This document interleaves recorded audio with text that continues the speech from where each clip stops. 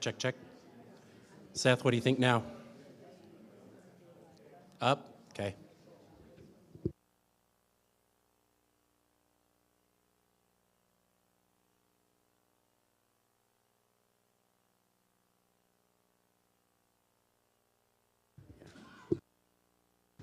No, towards you. This is on.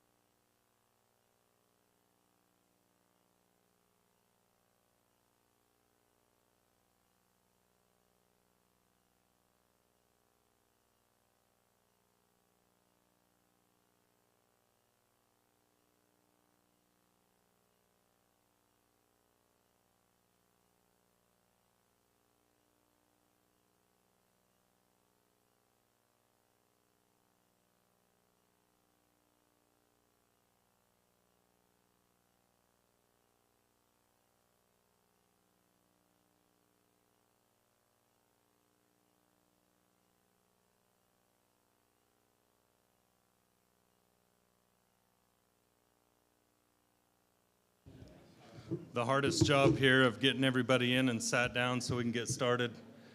I know we still have a few out in the halls, but we'll get everybody lingered in. We try and stay close on time. I am 5 minutes late, I apologize, but usually that's for good reason. So, of course, welcome out to the Carbon Emery Energy Collaborative meeting. We've been putting these on for a little over a year and a half, with a bunch of amazing partners. I really want to touch on those guys right out of the gate. We want to thank Carbon County, the commissioners, everything that Carbon County has done for us, as well as DNR, Department of Natural Resources, with Division of Oil, Gas, and Mining. And that's a perfect time for me to mention I am Travis Gray with the Division of Oil, Gas, and Mining here in Price. These guys partner with this as well. The Utah Office of Energy Development, and Emery County. Emery County's here today. We have some of the commissioners.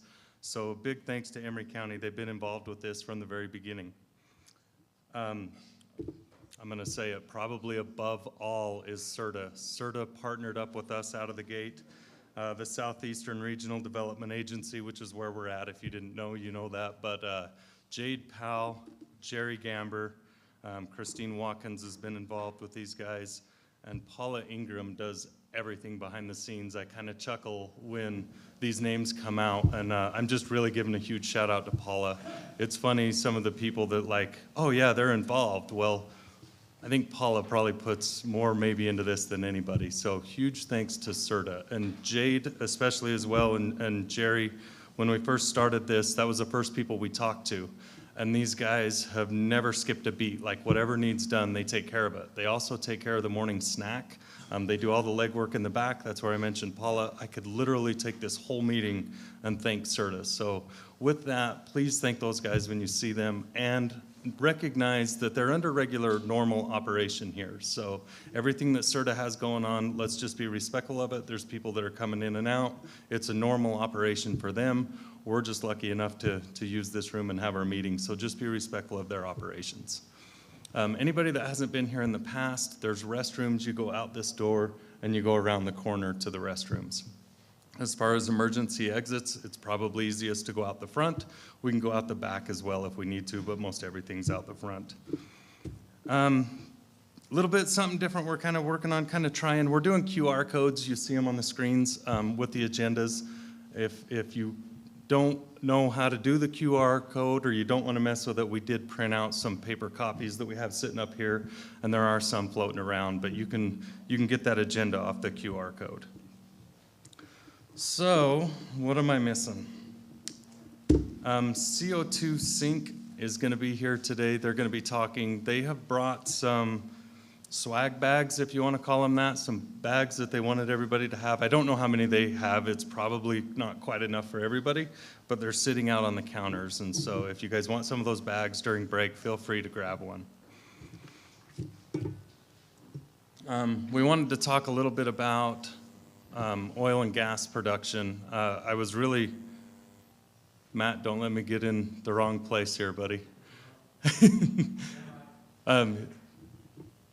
Perfect opportunity as well to thank Matt in the back. Matt does such an amazing job putting this together, putting it out on YouTube, broadcasting this.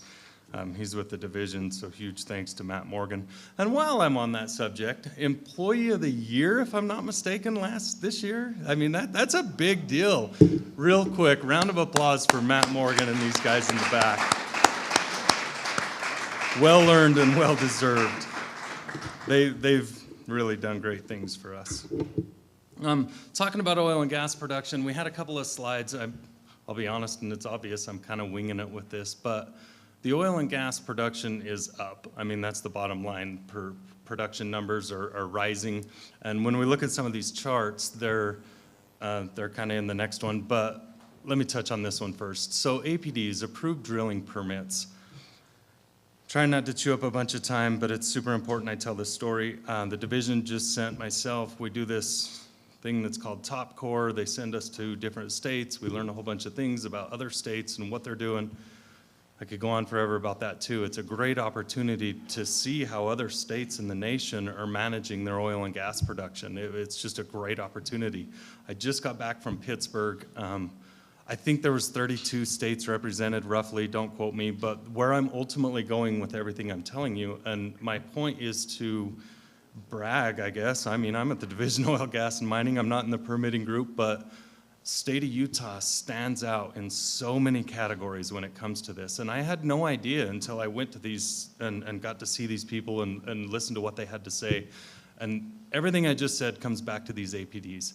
Orland Wallace and our permitting group has, to say hit a home run or a grand slam is a huge understatement. These guys are kicking out these APDs. It's down to 40 days.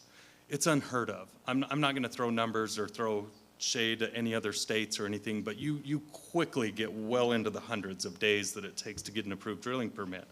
So the state government, Division of Oil and Gas, they're doing their job, and they're working their guts out on these, and they've just had a big influx. They've picked up 180 just in the last 2 months alone.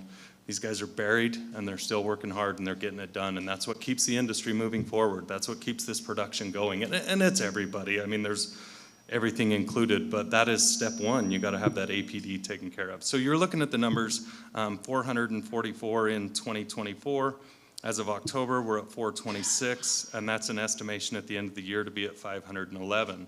They're trending up is obviously what they're getting at with that. The dry spuds and rotary spuds are kind of staying the same, which is because you might get an approved drilling permit and maybe it takes a little while before you actually start drilling. Some of them APDs kind of sit for a short time or whatever comes of them, but these are some of the numbers where a drill bit's hitting the ground.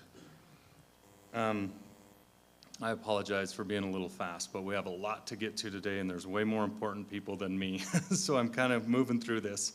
But with oil production, you can see the chart, you can see the numbers, you're looking at it, but it's easy to look at this and go, well, COVID was our bad year, you know, COVID crashed everything, and it's true, right? It did.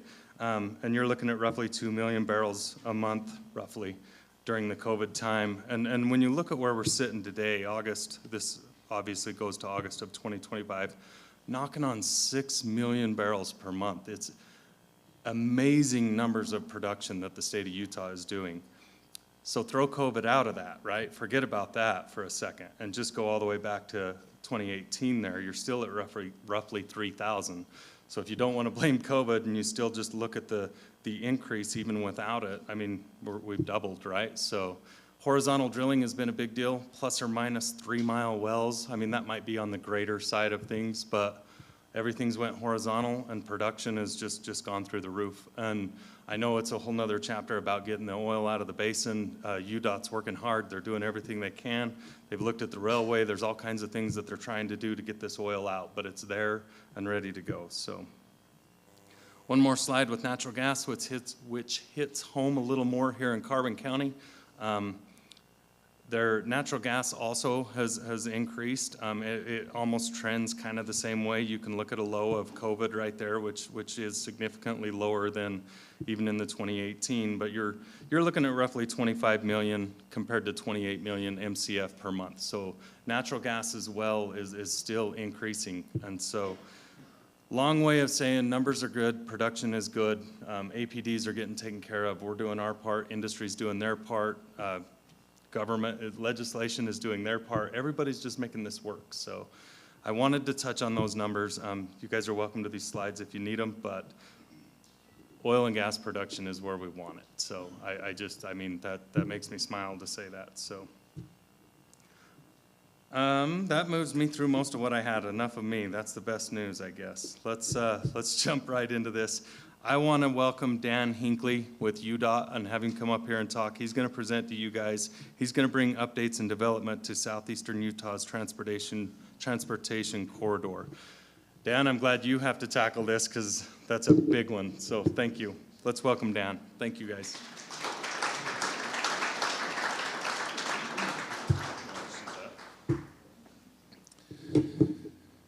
All right, good morning, everyone. It is wonderful to be here with all of you. We're super grateful for the opportunity to provide a few updates on what's happening with the Department of Transportation and some of our projects in Eastern Utah.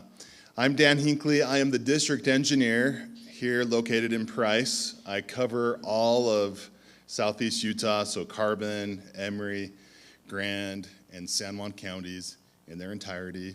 And then if you're counting, I also pick up parts of Utah County, Wasatch County, Sanpete County, Wayne County, Garfield County, Kane County, and I think that's a little bit of Sevier County. So we do cover a large chunk of the state, and it's wonderful, though. I grew up on the Wasatch Front. I moved to Price 13 years ago to work for UDOT here, and it's been awesome. It's been neat to come home back to where some of my family roots are. Some of my ancestors first moved to Emery County in the 1880s seeking some economic opportunity. Had they known they should have just stayed in Washington County, maybe they would have fared better. But alas, we're here, and so I like to say, actually, several generations of my family lived here. My grandmother went to high school here at Carbon High way back in the 1940s. After she graduated, she moved to the Wasatch Front, and that's where my mother was raised. So I like to say I'm a 6th generation, once removed, resident of Carbon County. So, which button goes to the next slide? Okay. Got it. Okay. All right, so to start off today, I'd like to talk a little bit about our vision at UDOT, what's most important to us. We call this the roadmap.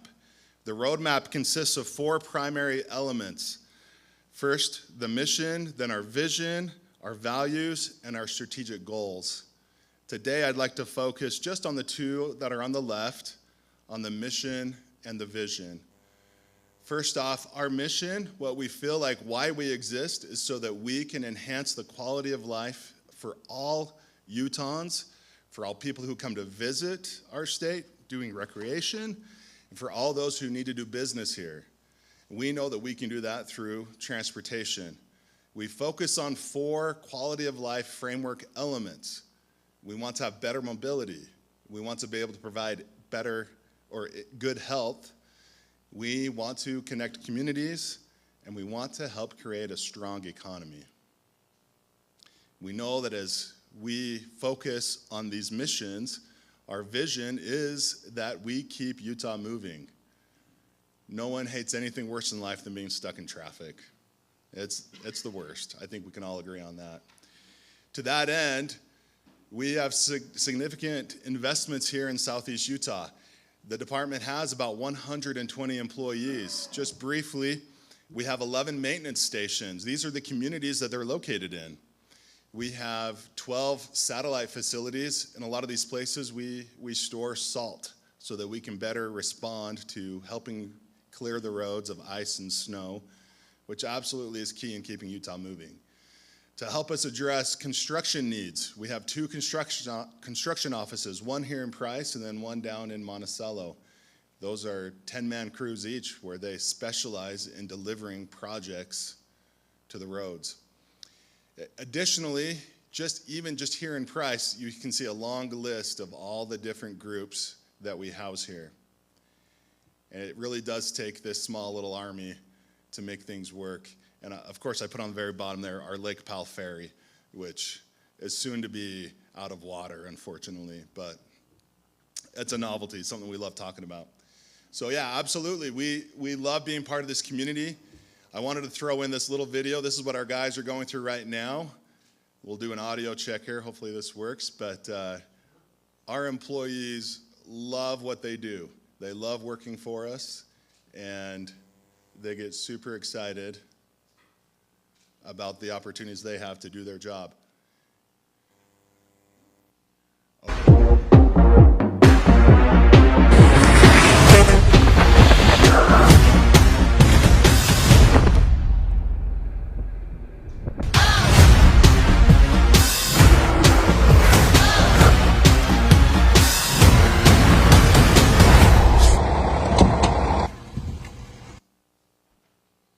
So as you can see, this is what we're gearing up for in the next several months. Super excited to be able to get these roads where they need to be and get people moving where they need to go. All right, I do have a few project updates I'd like to go over today. First off, I want to draw the picture of how we help choose what projects to do and why we do those projects. I'm having a hard time going on the next slide, but there we go. Perfect. Okay. So we take in a lot of data. There's a lot of input that's required for us to know where to do the projects and how to do them. You can look here on the left side of this chart. We see 6 different key areas of data input. We like to, of course, we're an organization that is led by engineers, and for better or worse, we love numbers. And what we do is we track a lot of this information to tell us where we need to focus on the projects. All of this goes into what we call our U vision, Utah's transportation vision. We have long-range plans. Every 4 years, we sit down and we revisit the long-range plan. We're currently going through that process right now. Once we have the long-range plan and we input these 6 sources of data, which include public input, the population, where we're seeing economic growth trends, we have the opportunity to collaborate and plan a little bit with some of the local governments. We do additional traffic modeling, safety modeling, things like that. We come up with our unified plan. That unified plan is then the document that we follow to allocate the money to do the projects. As we go through a few projects here, you can see, I'll point out where some of the funding sources are, and to me, I'm always surprised at how much things cost. Again, as an engineer, I'm always trying to stretch the dollar as far as I can. But that's just the reality we live in, is it costs a lot of money to do work these days. But this is a project we'd like to highlight. This one is north of Vernal, so a little bit outside of my district, but I thought this is important to what we're talking about here today, which is just energy and transportation related. Some of you may have heard about this project. This is the Simplot mine north of Vernal. And several years ago, the owners of the mine came to UDOT and said, hey, we would like to do a partnership So you can relocate the road that goes through our mine, make it safer, and also improve the viability of what materials we have available to mine. And they came to the table with a significant amount of money, $35 million, which was the lion's share of the project. UDOT came in and put in an additional $28 million. So that's a $63 million project that was just completed earlier this fall, a couple months ago. But a huge safety improvement. If any of you have ever driven those switchback S-curves, you know you've got to slow way down. And I'm sure the air was always had the nice aroma of burning brakes up there. As we travel further south now, this is highlighting what we call our North of Summit project on US 191. This project extended from the summit at Indian Canyon to the north to Highway 40 in Duchesne. And in this project, we spent just under $31 million. We just barely wrapped up construction of this, where we were able to add some additional passing lanes, do some other safety improvements. And it was a great project. Got done right on schedule. And its sister to this is the South of Summit project. And this goes essentially from Highway 6 northward to Indian Summit in Indian Canyon. This project is $34.5 million. We started work on this a little bit a couple months ago in the fall. It's currently suspended as we're dealing with weather issues, but then we'll get back to it in the spring and get this wrapped up. This will also add additional passing lane opportunities and some other safety improvements. As part of both these projects, we're installing new conduits to put fiber lines in. And that's been one of our big objectives across the state, is to install fiber. As we will see in the future, it'll come out eventually. We'll see how key it is as our cars decide to drive themselves someday, and that they're going to need that fiber to take us safely where we need to go. But that's absolutely key in the future. Another project that was recently completed to help provide safety benefits is the median barrier project at Diamond Fork to Thistle Junction. This also was outside of my area, but I wanted to highlight this. The funding source of this project was Transportation Solutions. That is a special fund that the department has where we can more readily adapt and address some key safety improvements as needed. This project cost about $9 million.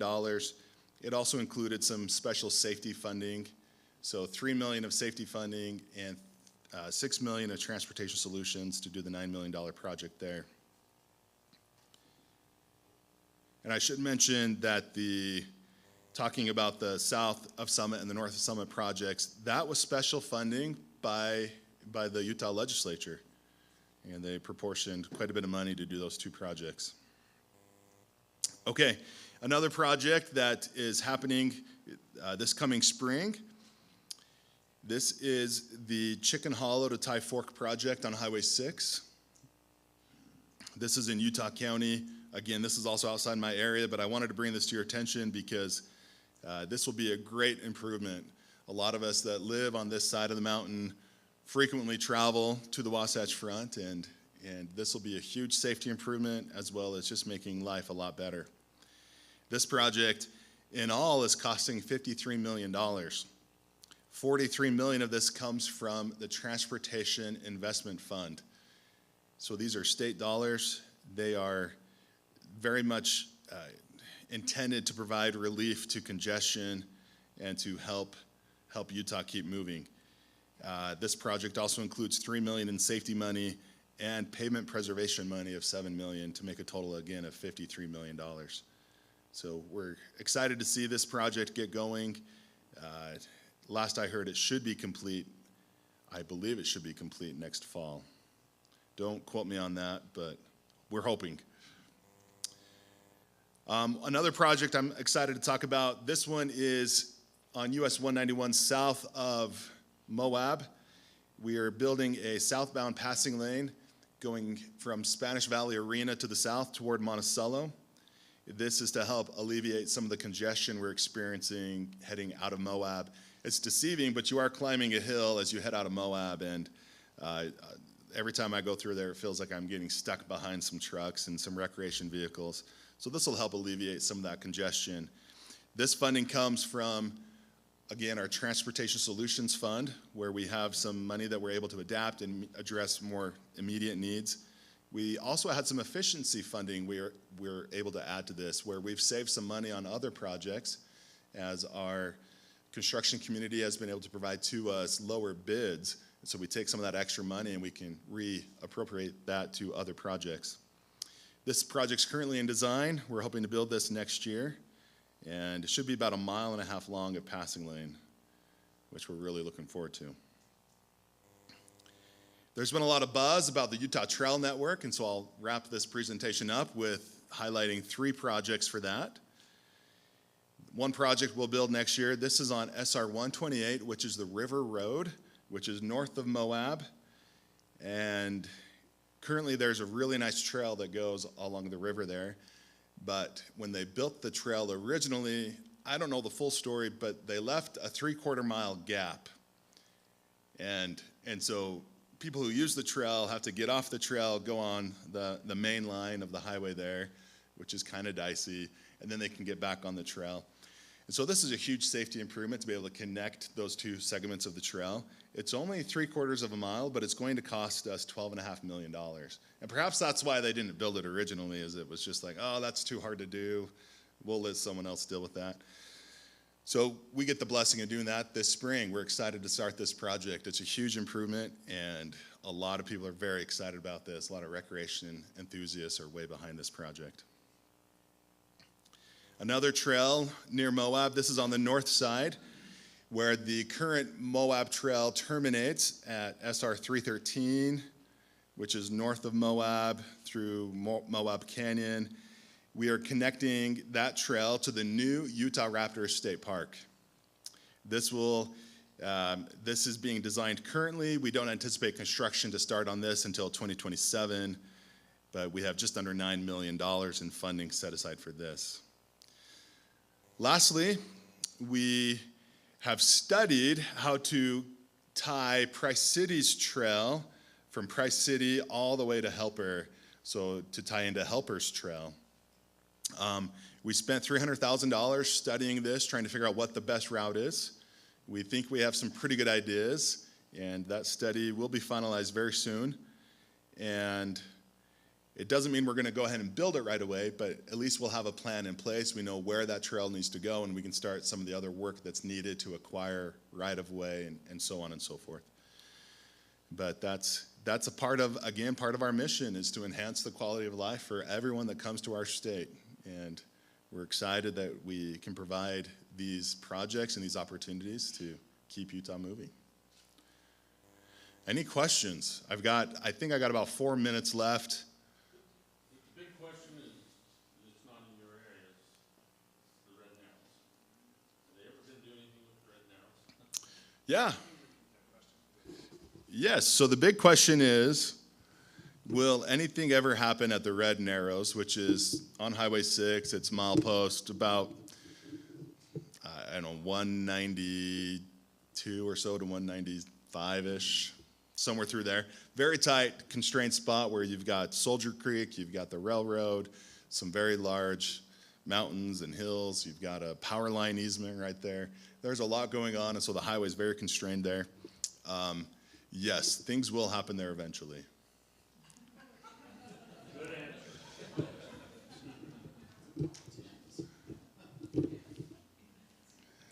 So, is that good enough? Is that a good enough? Same answer we got last year, so. Oh, okay, good. Yes. Okay. All right, Mayor. Yeah, I'm just curious about, I believe we did a safety study of the Highway 6 corridor, and with Wildcat expanding and Intermountain Electronics building, and that horrific fire that we had, what are the plans, if any, for kind of that area? I know we've talked about it, but I don't know where it might be. Yeah, no, that's a wonderful question. So we are in the very early initial planning stages of trying to figure out some intersection improvements there at Consumers Road, Spring Glen Road, and Carbonville Road. And so we've got some things in the works there. Because of what that project is, the impact it has, we will have several public meetings regarding that with our proposed solutions as we are going to fund that and hopefully get that built next year. We know that's a big need, so happy to get that one taken care of right away. All right, we've got another question. We got 2 more questions here. All right. We saw a proposal for an overpass being constructed at Highway 89. Is that in the close near future? Yes, that should be coming up soon. Also not in my area, but I do believe they have received the funding for that project. And so it's probably in its initial planning stages. And I would anticipate that would be built in the next 2 years. That'd be my best answer at this time. This isn't a question so much as I want to give kudos for the completion of the work on 191 on the north of the canyon. I mean, it has significantly reduced the danger and the frustration of driving over that summit. And it's the second trip I made over this month so far. It's a great improvement. Thank you. Well, wonderful. Thank you. We're happy to be able to provide that. Thank you for the feedback. All right, I got 1 minute left, I think. Unless, should we wrap it up? Have you had enough? I've had enough, yeah. I'm sure you guys are done with my hollow answers too, so. But thank you all. Appreciate it again. Thanks for being here.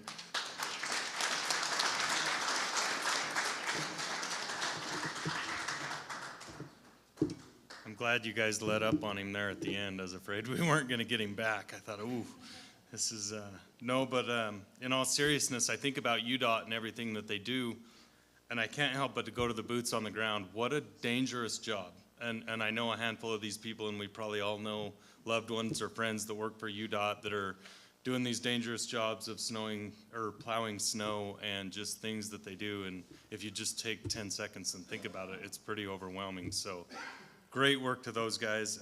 Along with that, and it is true, but I kind of smile.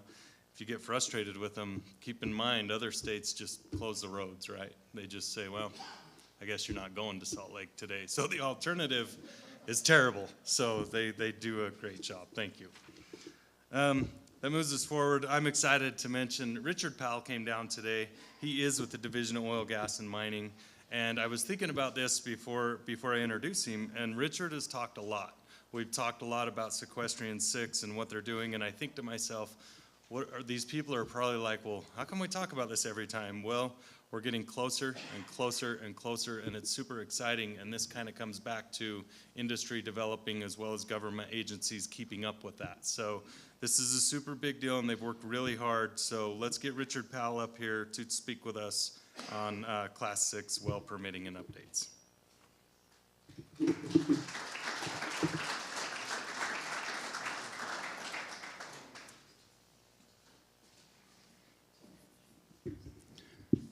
Thank you, Travis.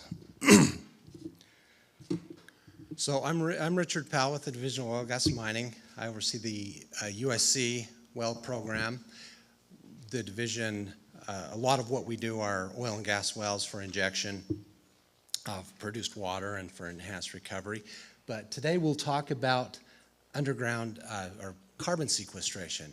And many of you have heard me talk about this before. This is a project that we've been working on since the legislative session in 22 introduced House Bill 244, which required the Division of Oil, Gas, and Mining to begin a quest to obtain primacy from the EPA to build a carbon dioxide sequestration well program.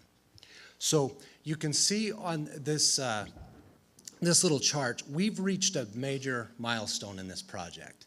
So we're at the process. Just Monday, we had a public hearing, and that was the final step that we were required to do by federal rule in order to meet all the requirements to submit our application. Now, I wanted to thank, on the back row there are three people that I want to point out. There's John South, Natasha Balloth, and John Rogers. And they were all instrumental in working on this project. Another gentleman, he's not here today, but our attorney, Andrew Haynes, phenomenally talented man who was very instrumental in this whole thing. We have worked for the last couple of years, basically every Thursday afternoon has been Carbon Sequestration Day. And so we put together, we built a very complicated rule, 43 pages long, a very long program description, and we've put all these elements together. I'll get a little bit more into what those are. Christine Watkins, she played a big role at one time when we hit a big hurdle where the EPA came at us kind of at the last minute and said, hey, you guys don't have the criminal enforcement capabilities that we need. So we thought, oh man, we've actually got to go back to the legislature and get our statute updated. And so thank you to Christine, she was a great help there. As you can see from this thing, there's these different phases, and you see Utah there in phase 1. Well, we finished phase 1 really on Monday. And so we'll be into phase 2. This was developed in November, this table that we're looking at. So we really have gone to phase 2. There are, well, let's move on here. This is just kind of a little summation. Now you can see from this, these are different UIC well classes. I've gone into quite a bit about what UIC is, and we can do that a little bit, but this is underground injection control programs where the Safe Drinking Water Act created the UIC format. And now, so EPA has developed this different program where there's different well types that are used for different things. All of these well types here are, the state of Utah has primacy except for class 6, and that's the one we're working on, that last one. Class 2 is what we're talking about with oil and gas industry. So there's different types. There's hydrocarbon storage wells, enhanced oil recovery wells, and disposal wells. We gained primacy for those class 2 wells, the Division of Oil, Gas, and Mining, in 1982. So we've had a very successful, robust program for many years on that. These other classes of wells, the class 1, 3, and 5, those are overseen by our Department of Environmental Quality. That number 5 there, where it says there's only 5 states so far that have achieved primacy for class 6 wells, that actually, as of December, that's changed. That now is 6. Texas joined that group.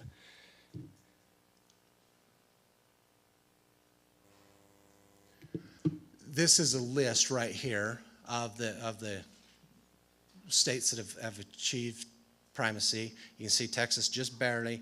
Utah, we're anticipating just in the next few months. So like I said, we've reached this major hurdle, and we're really excited about it. I think it's a great accomplishment for not just our division, but the state. So as you can see, if you go onto the Utah Administrative Rule sites, or Administrative Rule site, you'll see this R644 rule, and it's official. It was adopted by the state. Now that was clear back in July, so we reached that. Everything in this project, it's kind of slow going because you have to go through the hurdles as the EPA has, the steps. And we've gone back and forth with all of these different documents. And so what we're looking at here is a list of different things that we had to build in order to complete this primacy application. And you can see they're all They're all thumbs up, we're there, we're ready to go. We've got one final thing. We have to kind of have a summation of our public hearing process that we just went through. So there was we had a 30-day comment period. It ended with that hearing that I mentioned that we had Monday this week. And so once that we kind of create our summary, we'll be submitting our primacy application.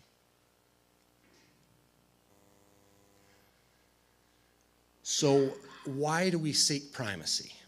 I'm just going to go back into, what the purpose of this is and what we're doing. It's been an important thing in this area. This area of the state has had more interest than anywhere. There was, a lot more fear of, what do we do? How do we keep the industry going here? Some of that pressure has been relieved, and so there's not quite the urgency for this that there once was. But the pendulum will swing, and so it's good for us to have the control over this program and have Utah kind of in the driver's seat, so to speak, on the permitting and regulation of carbon dioxide. So this House Bill 244, like I mentioned, and that Utah Statute 40-11 governs this. It gives us this obligation for the Board of Oil, Gas, and Mining and the division to seek primacy. So what is primacy? Simply, it's the responsibility for administering and enforcing a regulatory program. It has to be granted by the EPA. And so once the EPA, when we submit our application and the EPA makes this determination that we meet the minimum requirements, so minimum requirements would be our rule has to be just as stringent or more stringent than federal rules. And that we have the tools in our arsenal to enforce and penalties and all these things, and everything's in place. We've gone back and forth with EPA with all of these documents that you saw on that list, back and forth and comment period, and then we would address the comment. And this is, like I said, this has been kind of a 2-year process developing this rule. The rule is 43 pages long. I said it's quite complex. By comparison, our Class 2 rule is 2.5 pages long. So, and why this matters? Why is it good for Utah to have primacy? One of the primary things is for the permitting timeframes. We're looking at up to 6 years on an EPA to do a permit. States that have primacy have demonstrated about a 9 to 10 month turnaround period. So it's a significant difference. And so for regulatory certainty, that creates a lot of, or takes a lot of the fear and burden off of industry and investors on these big projects, because we can kind of have a reasonable timeline on the permitting. One of the reasons that takes so long is because of the complexity of the rule. When you look at or assess and do a review of a carbon sequestration rule, we have to look at what's called the area of review. And that area of review can be quite expansive based on the geology. And so through computational modeling, we look at the different pressure and rate regimes and determine the effect of that, the possible plume extent and pressure extent. And then all of underground injection control is really built on the foundation of it is protection of groundwater. And so we're trying to protect our USDWs, our underground sources of drinking water.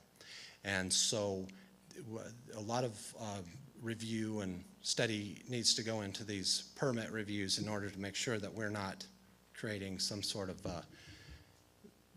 means where our groundwater could be contaminated. And the other thing is just the better oversight and local expertise. That this is what we do at the Division of Oil, Gas, and Mining. We drill deep wells into high-pressure formations and casing, and we understand blowout prevention, and we do these things. And so this program fits really well into our program because we have the expertise to drill deep wells.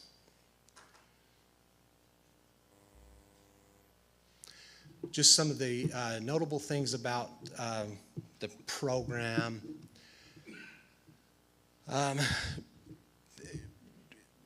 When we're talking about geologic carbon sequestration, we're talking about deep formations where we're locking carbon dioxide up for long-term storage. Again, stringency, these are the big things. We are currently looking at, there is a grant application where EPA is likely to award us about $2 million to oversee this program. It'll help us get it up and rolling. But per the state statute, this program is meant to be fee-based and funded. So, but some of the complications with the rule are very long-term oversight of closed facilities, that sort of thing. So we could look at possibly up to 50 years after a carbon sequestration facility has been closed that we would still be required to do monitoring on that. And so the division has to have a fairly significant kind of savings account, piggy bank, in order to fund that ongoing. 45Q tax credits. There's been some changes there. I'll just mention the under Trump and the One Big Beautiful Bill, it altered some of the things that were in the Inflation Reduction Act that under the Biden administration. One of the primary things there is it created parity between the tax credit amount for enhanced oil recovery. It made that equal to sequestration. And so when we're talking about enhanced oil recovery, those are still a Class 2 well, but the carbon credit is available there. And so the difference is with a Class 2 enhanced oil recovery project, we can sequester large volumes of carbon dioxide while at the same time increasing ultimate recovery of some more depleted oil production zones. And so kind of the view was, this is a good use of the carbon dioxide that makes sense to increase our ultimate recovery rather than just stick it in the ground, right? So, and that is just kind of a table of what those tax credits are for 45Q. And then let me just, that's kind of it. That's what I wanted to present for Class 6 and carbon sequestration. So if anyone has questions, ask me or get with me later. I'll just switch gear here really quick. Our oil and gas program, that's what we do. We inspect oil and gas wells and injection wells, and we issue permits, maintain records. We've got a robust database of wells. If you want to look at any well that you're interested in out there, you can find that on our website and find the information you need. We manage a shut-in and orphan well program. Actually very proud of the work many people have done in the division to make sure that we have a very small orphan well program and that we take care of those. We some other states in the nation have thousands, tens of thousands of orphan wells. And we've done a good job at trying to make sure that industry maintains their responsibility and gets those taken care of before they become a burden on the state and the taxpayer.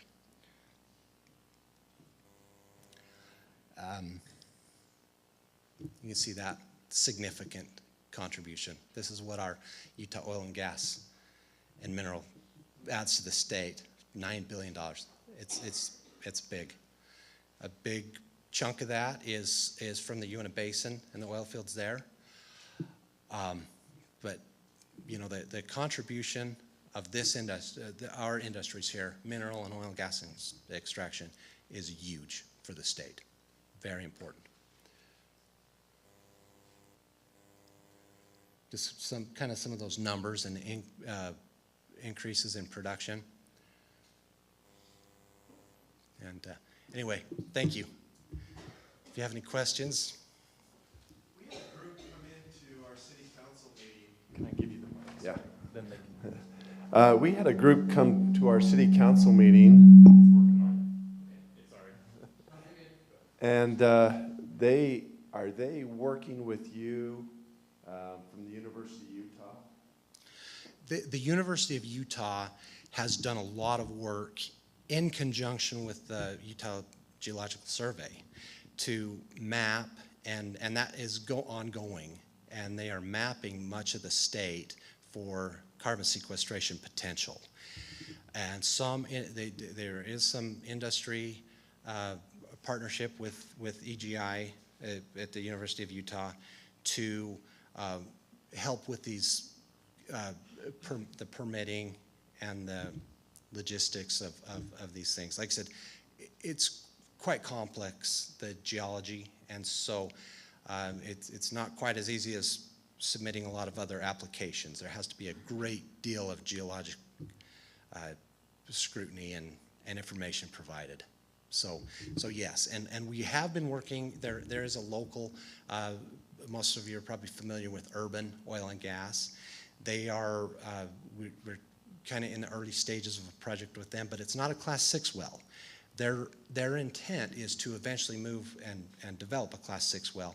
Right now, they're looking at a Class 2 well that'll be used for CO2 injection, but the source of that CO2 is from coal bed methane wells, they're production wells. And because that source is from oil and gas extraction, it remains as a Class 2 well.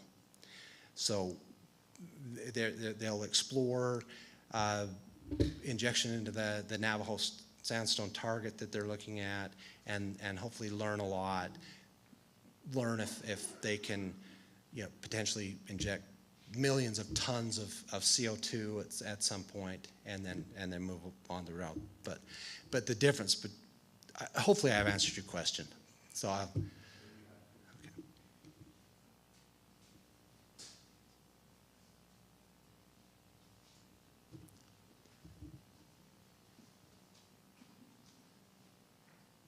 Yes, I was just wondering, when you are granted primacy, will you have to hire more people to do all this extra work, or will it just be absorbed into everything that you're doing now? How's that going to work?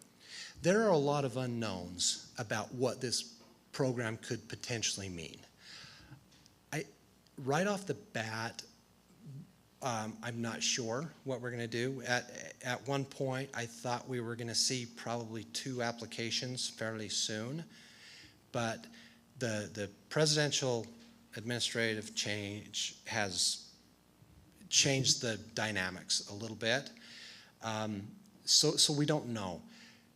There is, with this funding, if we have some applications there, like I said, we do have funding hopefully to maybe hire if needed, but there's just a lot of unknowns.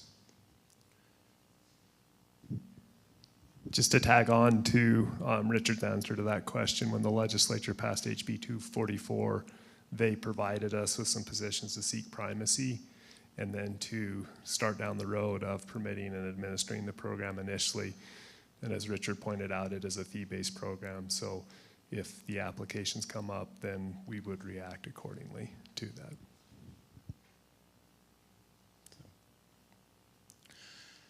Okay, doesn't appear there's any more questions, so anyway, thank you.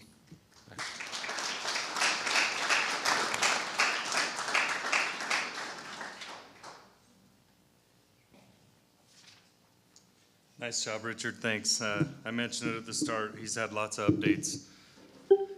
You think about, and I'll be quick and keep us moving so we're on time, but I had a thought while I was sitting there, like, talk about slaying the dragon. I was thinking about what this group has done, and like, you think about what you gotta do today, and it's like, oh man, these guys have been working at this for 2 years. So to come back to work every day and just keep the nose to the grindstone, that whole entire group, that's amazing.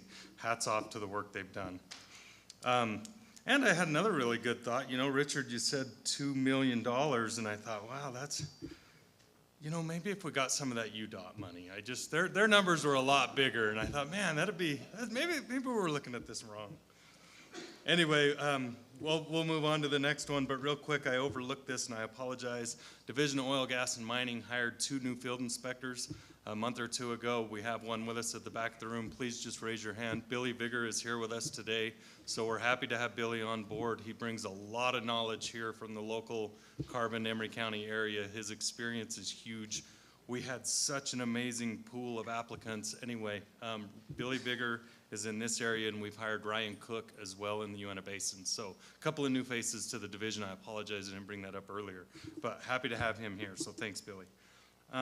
Moving forward, we're gonna have carbon materials and renewable energy. We have Darrell Huntsman here with us today. I had the chance to meet Darrell when we got started.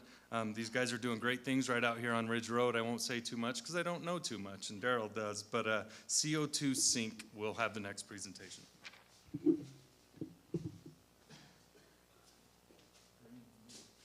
right, thank you.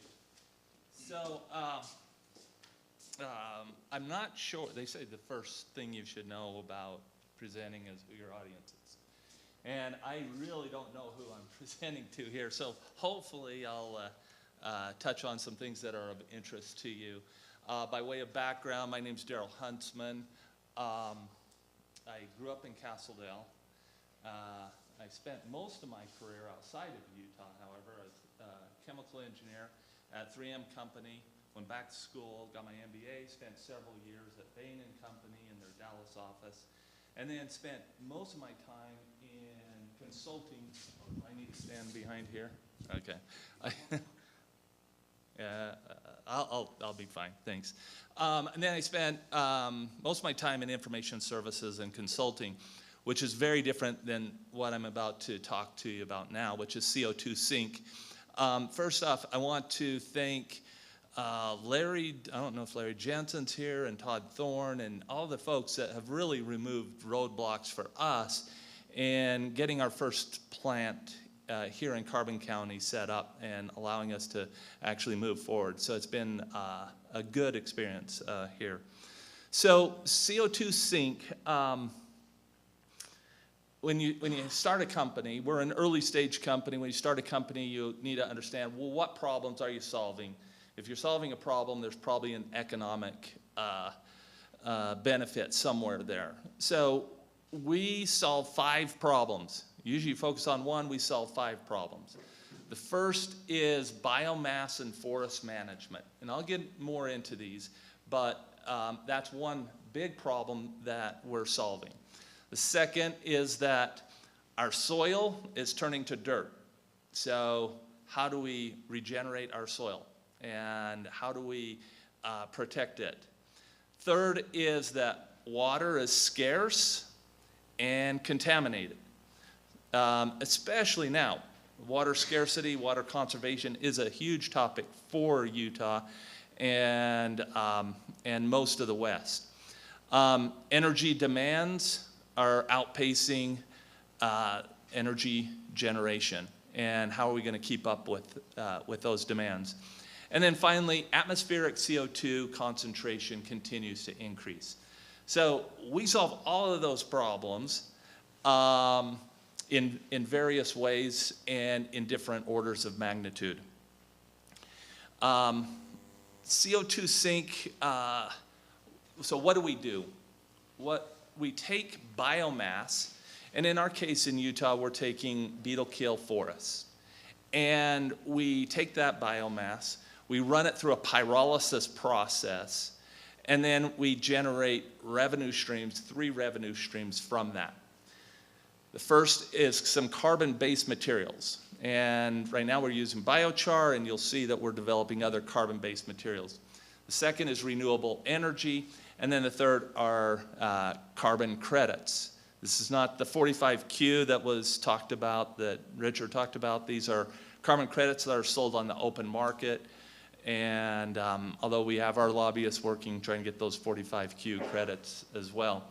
So that's what we do. We take this biomass, run it through a pyrolysis process, and then we generate revenue on these 3 revenue streams. Let me get a little more into the technology and how this actually works. So we start with this biomass. It can be any type of biomass, anything that has carbon in it.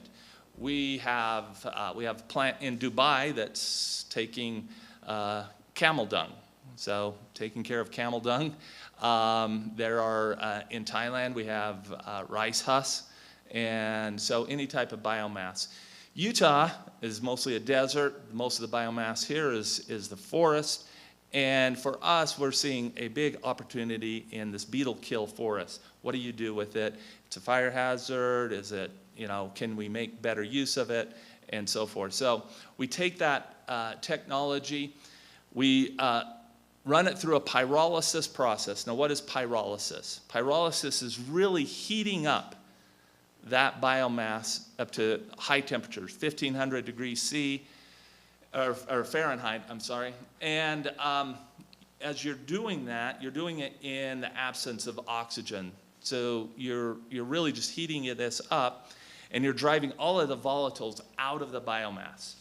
All of those gases then come up into what we call our combustion zone up here.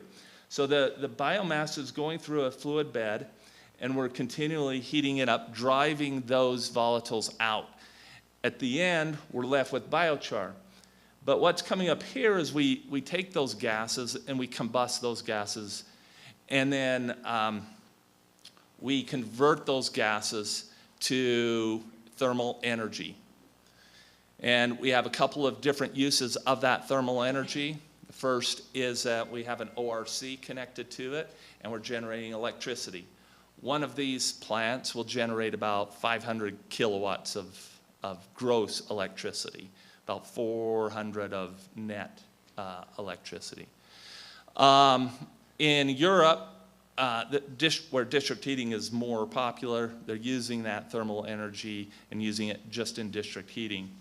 And then we take out as much energy as we can. The rest is then through flue gas and emitted. We clean out all the particulates and so forth. We are EPA, what's considered EPA neutral in our emissions. So it's a very, very clean process. In fact, if you go by our plant, you can't even tell that anything's actually running. The next thing that we do is we take that energy and, or the next product that we have is the biochar, this carbon that comes out the end. It comes out at very high temperatures. We run it through, a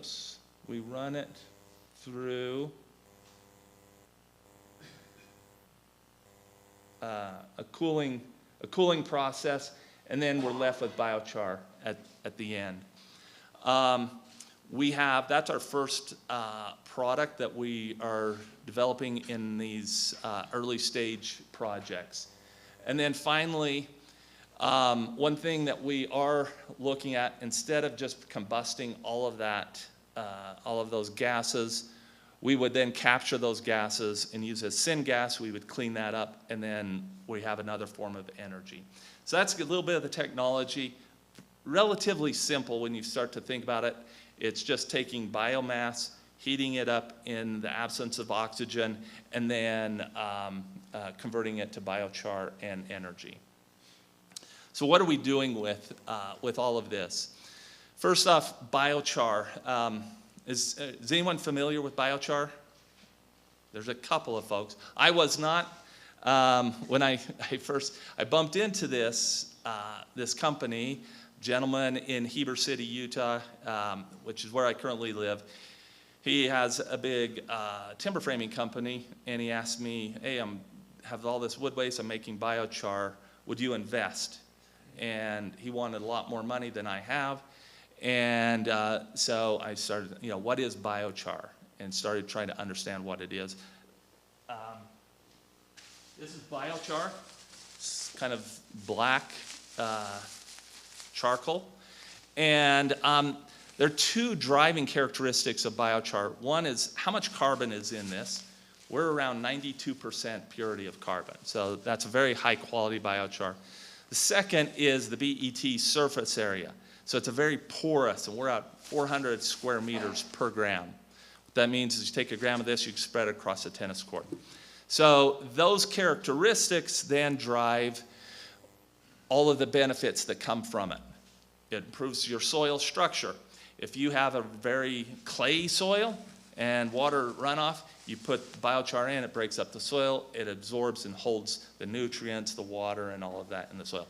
If you have a very sandy soil, then instead of the water percolating through the sand, you put biochar in there, and it'll hold the, once again, the nutrients and the water. So it's used, almost all of our biochar right now is used in agriculture setting. Boosts water retention, enhances nutrient holding capacity.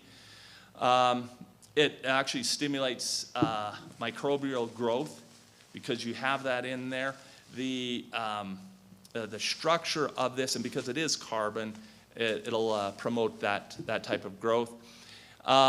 It is more alkaline than acidic, so, but it does balance out and stabilize your pH. If you have acidic soil, it helps out immediately. If you have alkaline soil, you want to apply it carefully, and then it balances out over time. And then finally, it's used as a filtration, so it can filter impurities. When we start thinking about water retention and filtration, and we're working with some golf courses in St. George, so your water retention, it will increase your water holding capacity by 50% and your water utilization by 40%. What that means is you can get the same crop yield with 40% less water. And so you can think of all of the benefits of that, especially in dry climates. From a water purification, biochar, we're not using it yet. We've talked to Rio Tinto. A lot of biochar is used in mine remediation and land remediation. So in mining, when you turn over all of the heavy metals and other materials in your mining, it can absorb those materials when it's applied to the ground. The three plant options that we have right now that we're building, we have a smaller plant, this CF250 here. This is what we have up in Heber City. It's a smaller plant. And then we have our CF1000. This is the plant that we're building on Ridge Road. And I'll get a little more into that. And then we have what we're calling a power barn. We've been approached by some island communities, mountain developments, ski resorts, that they want this renewable energy, they want to use that energy, but they also have forest management that they need to take care of, and so we can set this up in that environment. We clad it in a Euclid barn, and so it fits in with the milieu of the environment there.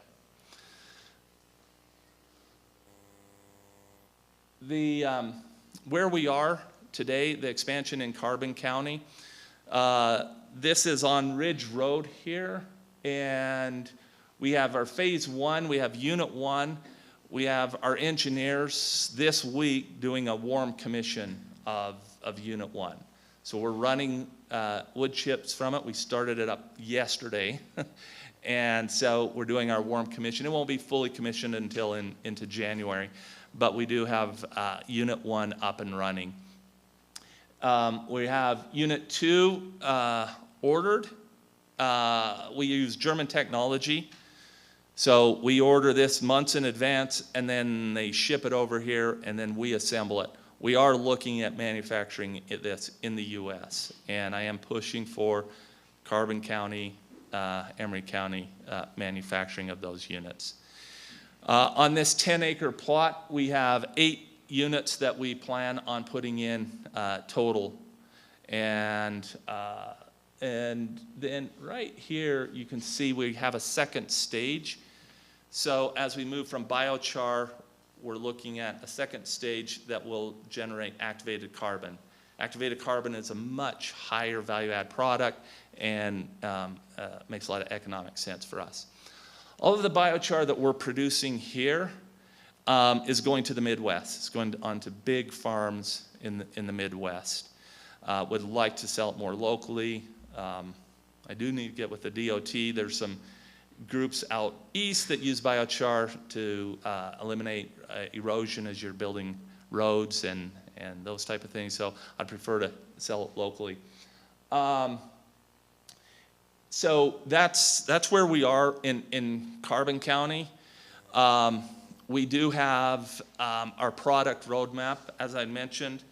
We start on the carbon side, we start with biochar, we're then moving to activated carbon, and then we have some folks working on carbon black and graphene as a much higher value-added products as we move up that scale. So we're working with some universities on the graphene. That's kind of this holy grail product, and to be able to build that and manufacture that at commercial is really sought after. On the energy front, right now we have thermal and electricity.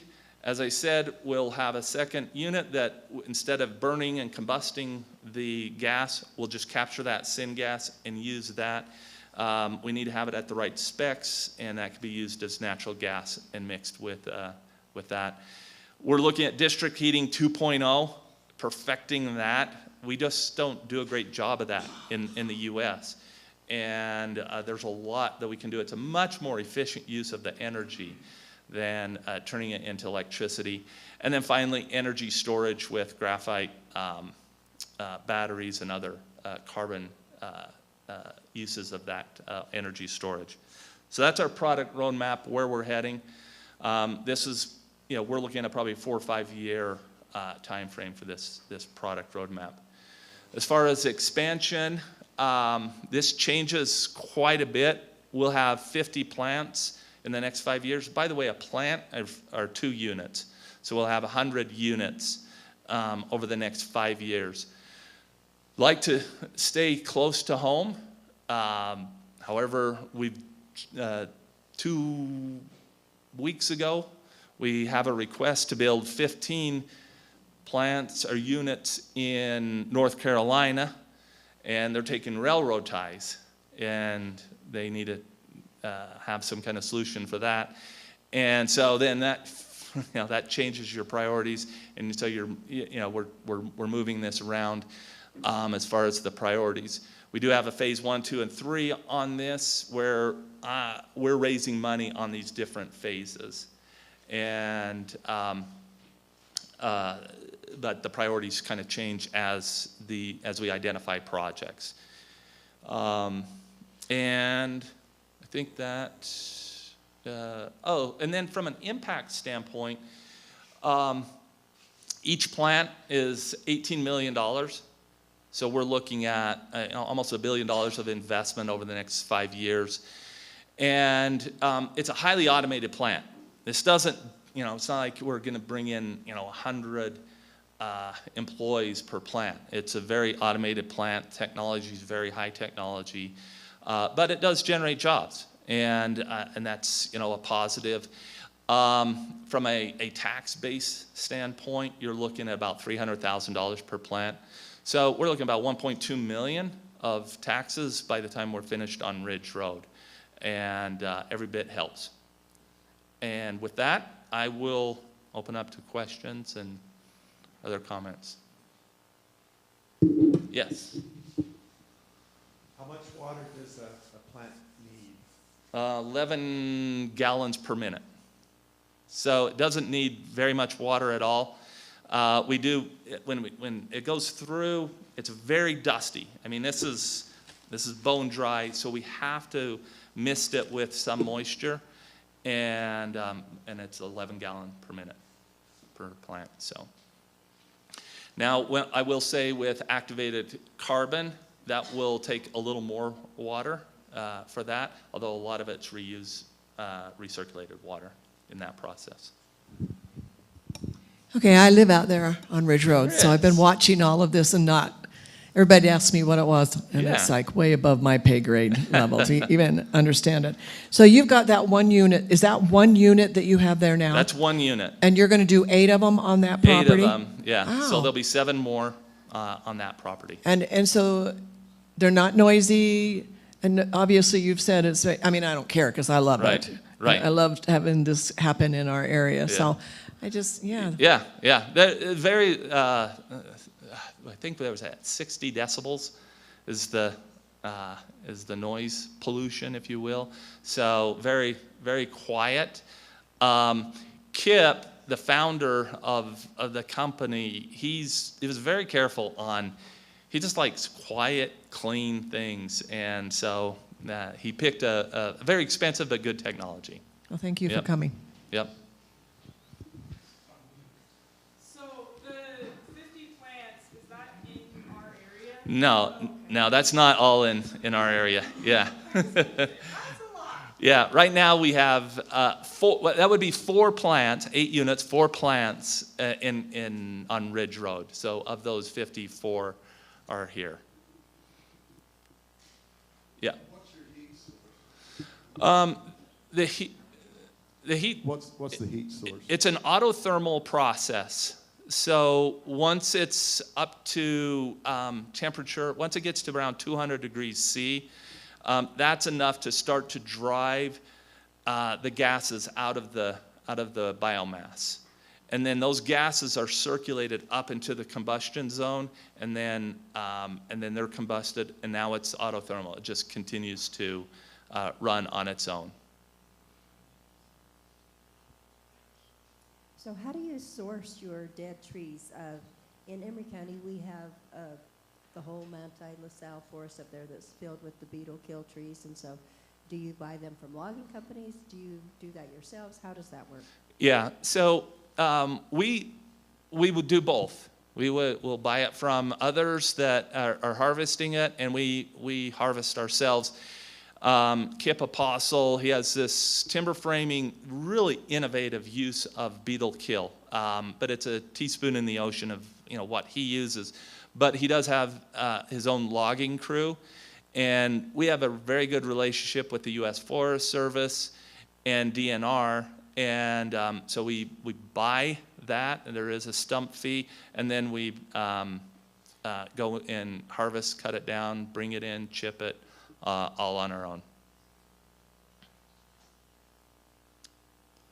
And then just from the economic standpoint, in order for this to work, we do have to have those 3 revenue sources. Otherwise, you just can't get the numbers to work. So that's selling the biochar, selling the energy, and then the carbon credits.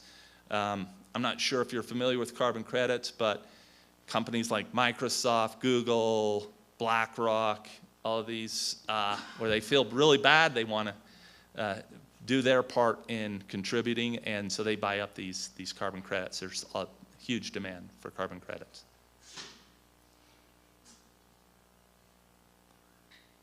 If that is it, thank you for letting me talk about CO2 sink.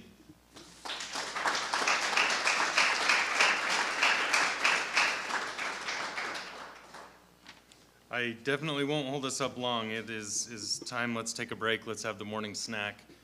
Before you step out, huge thanks to SERDA. They take care of this entire, everything they do with the morning snack, the building, everything. Quick round of applause for SERDA.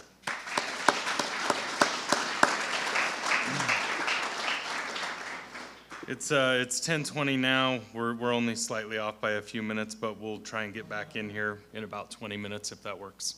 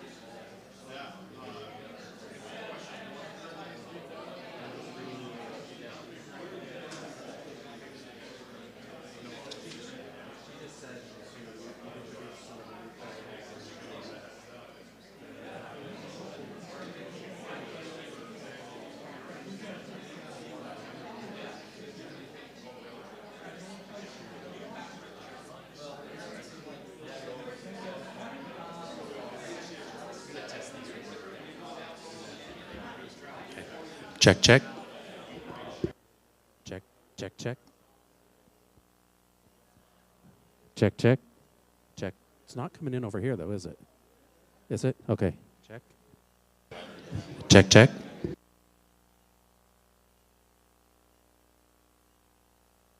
Check, check, check, check. Is that, how does that sound? Is that okay? Okay.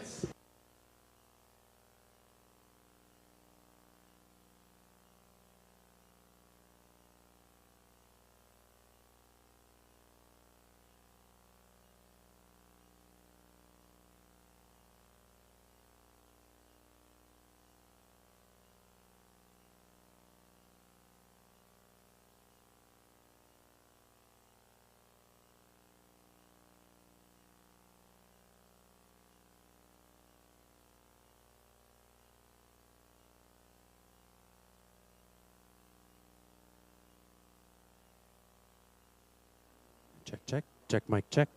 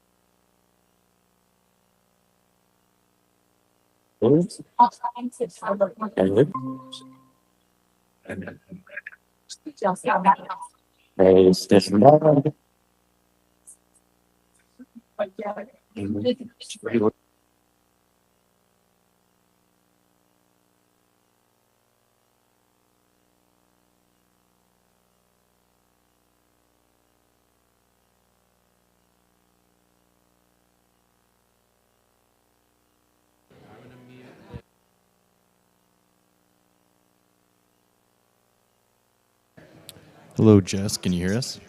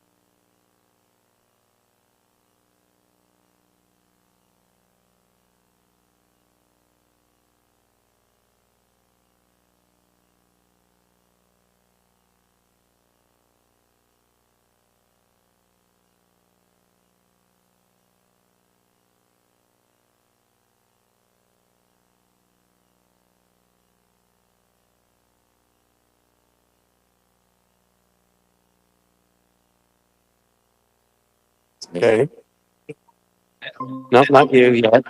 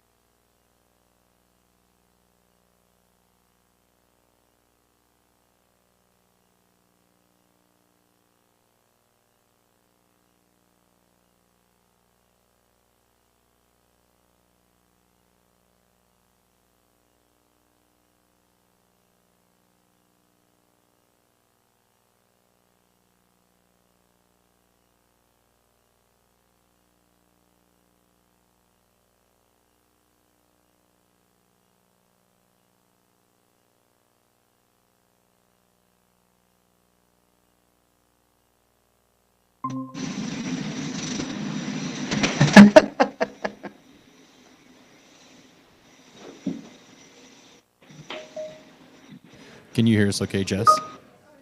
I can hear you. That was so, yeah, of course. Okay, perfect. Thank you. Of course we had to hit off that call. Okay, Jess, if you just want to hang out on the call, we'll bring you in as soon as Kip. We got Kip over here. Sorry, I told him. Yeah, hey, Jess, we're running a few minutes behind, so I haven't started yet. Yeah, that's fine. Well, I'm glad we are because we had to figure it out. Okay, so we'll just have you hang out, and we'll bring you up on the screen when Kip. You'll be able to hear Kip when he's talking. So we'll bring you up. About how long until you start? We'll probably start here in about 5 minutes. No, let me try something here. Let me make sure my headphones first. I got a lot of feedback. Do you have feedback? Yeah, we'll click. Yeah. Can you hear me? Yeah, when you talk, we'll mute our microphone. That's where the feedback's coming in. So you won't hear that when you're presenting. Okay, that sounds good. I still got a lot of feedback.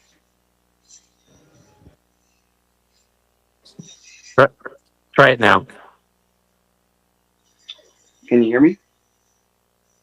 This sounds a lot better. Yeah, there's no longer feedback as long as you can hear me. Wow. Yeah, we can hear you. It's good. Okay, sounds good.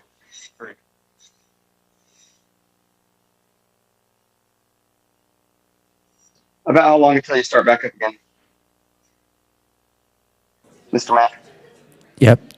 Sorry, there's a lot of crowd noise in here, so it's hard to hear you because you're coming through the speakers. But we're starting up here in about 2-3 minutes, and then you can just hang out there, and we'll bring you up when it's time.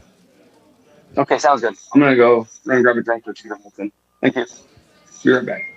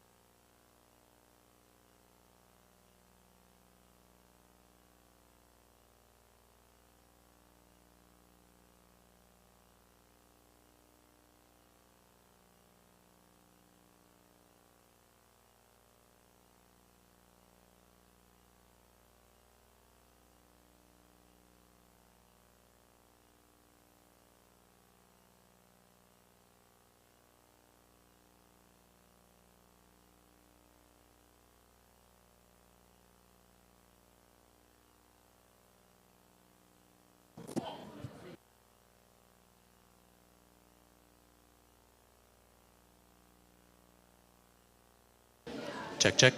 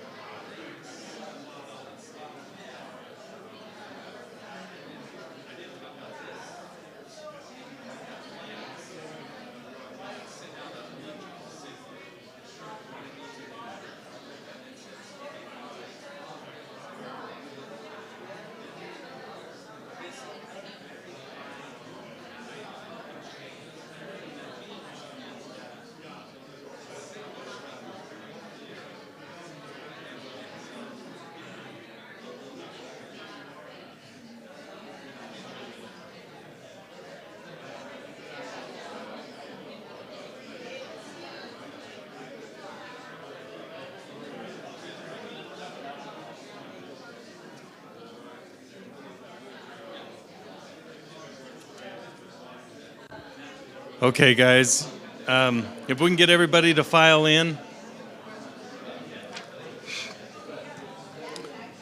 Sorry to interrupt good conversation. That is truly the worst part of what I do. If we can get everybody out in the halls to come in, find your spot, we'll get going again here.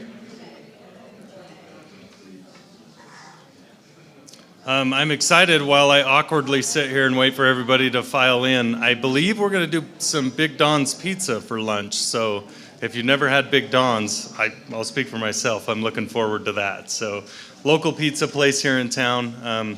They're going to grab some pizza for lunch, and we'll have that here in a couple hours as we get to it. So thank you, guys. And again, thanks to SERDA for their morning snack and what they've done here with the facility. Thank you to those guys. I wanted to mention that we have a couple of very important people to the division here with us today.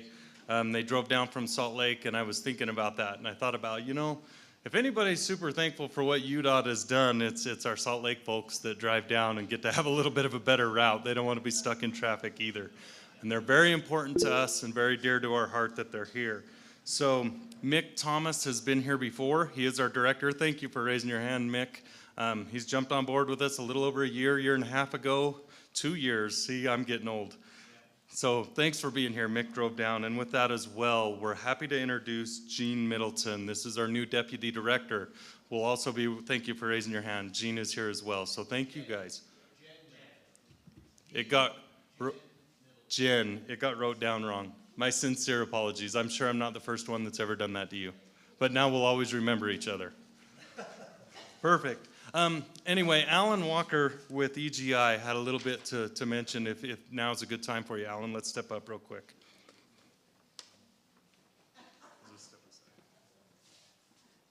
Okay. Thank you for, let's see, should I say Travis or Travis, just to mix up your name. So, okay, thank you, Travis, for the introduction there. I'm Al Walker. I'm a petroleum engineer at the Energy and Geoscience Institute at the University of Utah. And the Energy and Geoscience Institute, we work on 4 things that are predominantly subsurface. We work on traditional oil and gas. We've been doing that for about a little over 50 years, and geothermal. So all the subsurface stuff associated with oil and gas exploration and geothermal development. We also do carbon sequestration, which Richard talked about this morning. We have some of the world's best authorities on carbon sequestration, and we're also working on essential and critical minerals. Now, we are having our annual technical conference coming up on March 5th at the University of Utah, and I wanted to extend an invitation to those of you that want to come and listen to really geeky people talk about oil and gas, sequestration, all the energy things. It's a great conference. It's a one-day conference. It's free. The one thing if you're wanting to come, I would encourage you to come early because we're doing it on campus in our new facilities, and parking at the University of Utah is a royal pain. So with that, if anybody's got questions, please grab me. I put flyers out on the tables, so you can grab one of those, and you can have a reminder when the time comes. Thank you very much.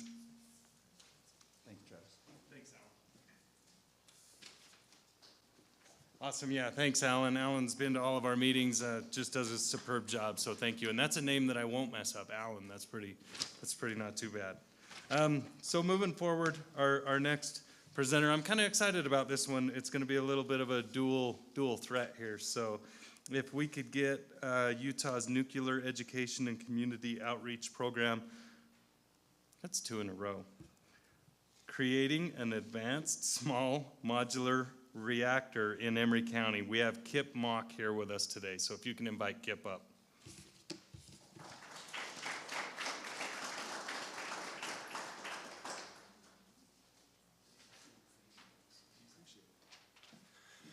Hi, everybody. Thank you for the intro, Travis. My name is Kip Mock, Head of Operations for Valar Atomics.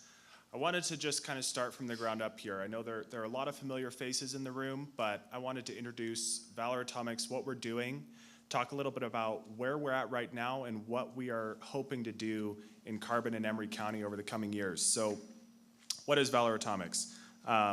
Well, at the risk of sounding like I'm overstating it, Valar Atomics is rebuilding nuclear energy from the ground up with the goal, the stated goal, to make the world's energy. That's what we like to say.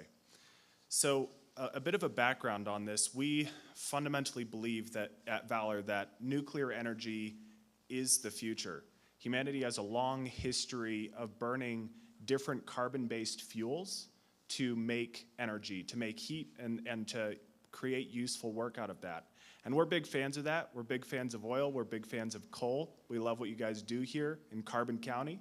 But we also think that there's an opportunity to take a big step forward in how much energy we can generate, and thereby how much effective work we can get done as a society, and most importantly here in America, how we can reshore heavy industry, how we can retake dominance in manufacturing and heavy industry, as well as in AI and data centers and all those things that are the rage today, right? So, bit of a brief background on nuclear energy. It's been around for almost 90 years, right? And it got a little bit of a bad rap. Again, this is a bit of an understatement because it was introduced to the world in the form of a bomb, right? And throughout the course of the 1950s, designs were biased towards power density, and that's how we got water-moderated reactors, right? This is the vast majority of commercial nuclear all throughout the world today is water-moderated reactors. At the time, this was cheaper, but over the course of the following decades, there were a couple accidents at 3 Mile Island, at Chernobyl, and then most recently at Fukushima that really highlighted some key design flaws with light water reactors. Now, it's important to make a caveat here. Nuclear energy is still, even with those 3 high-profile accidents, the safest form of energy in the world by a decent margin.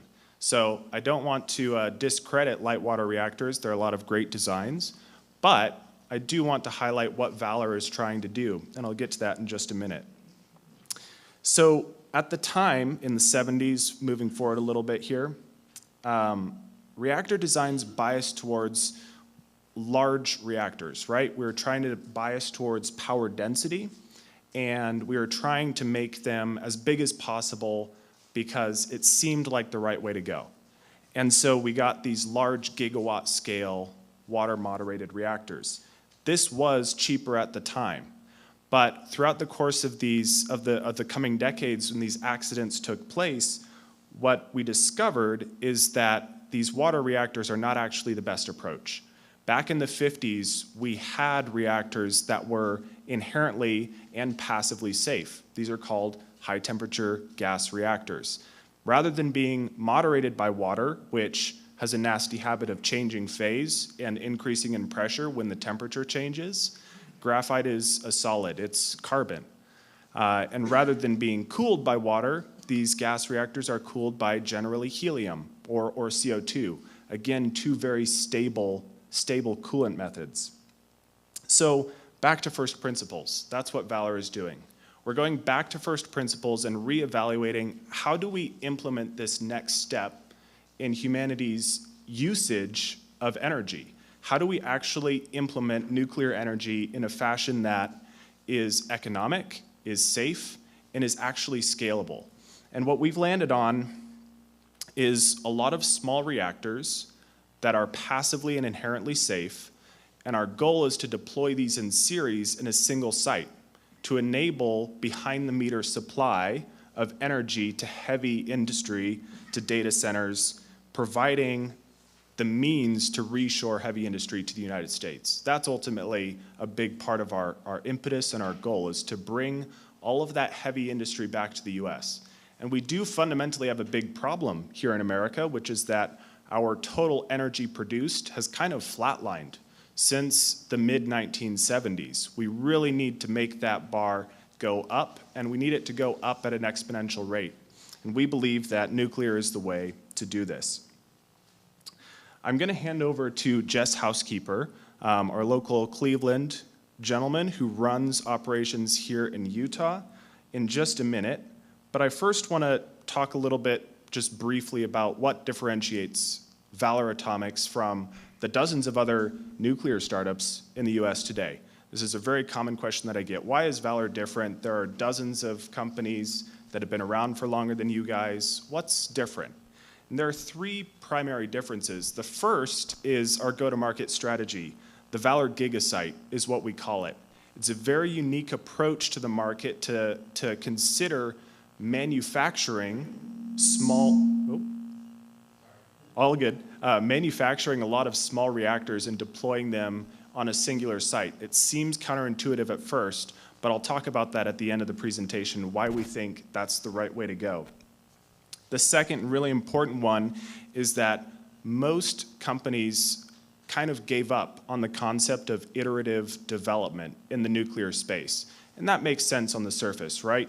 Unlike SpaceX, we don't have the luxury of blowing up our prototypes in testing. That's not an acceptable outcome, right? So we do have to develop this in a very methodical sense, but it is also possible to do it in an iterative sense.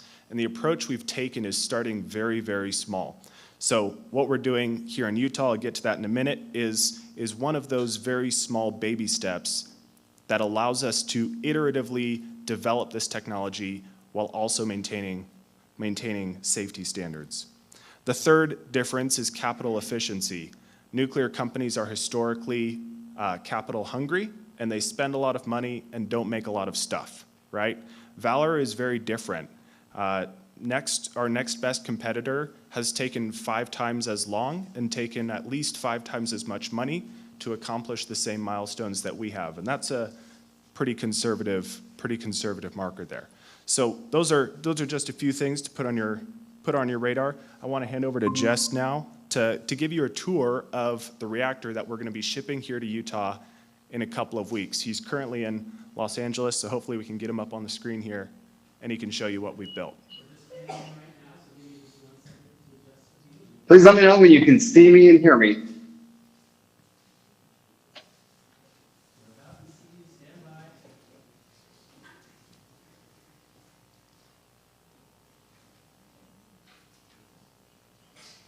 Am I up on the screen yet? 1 second.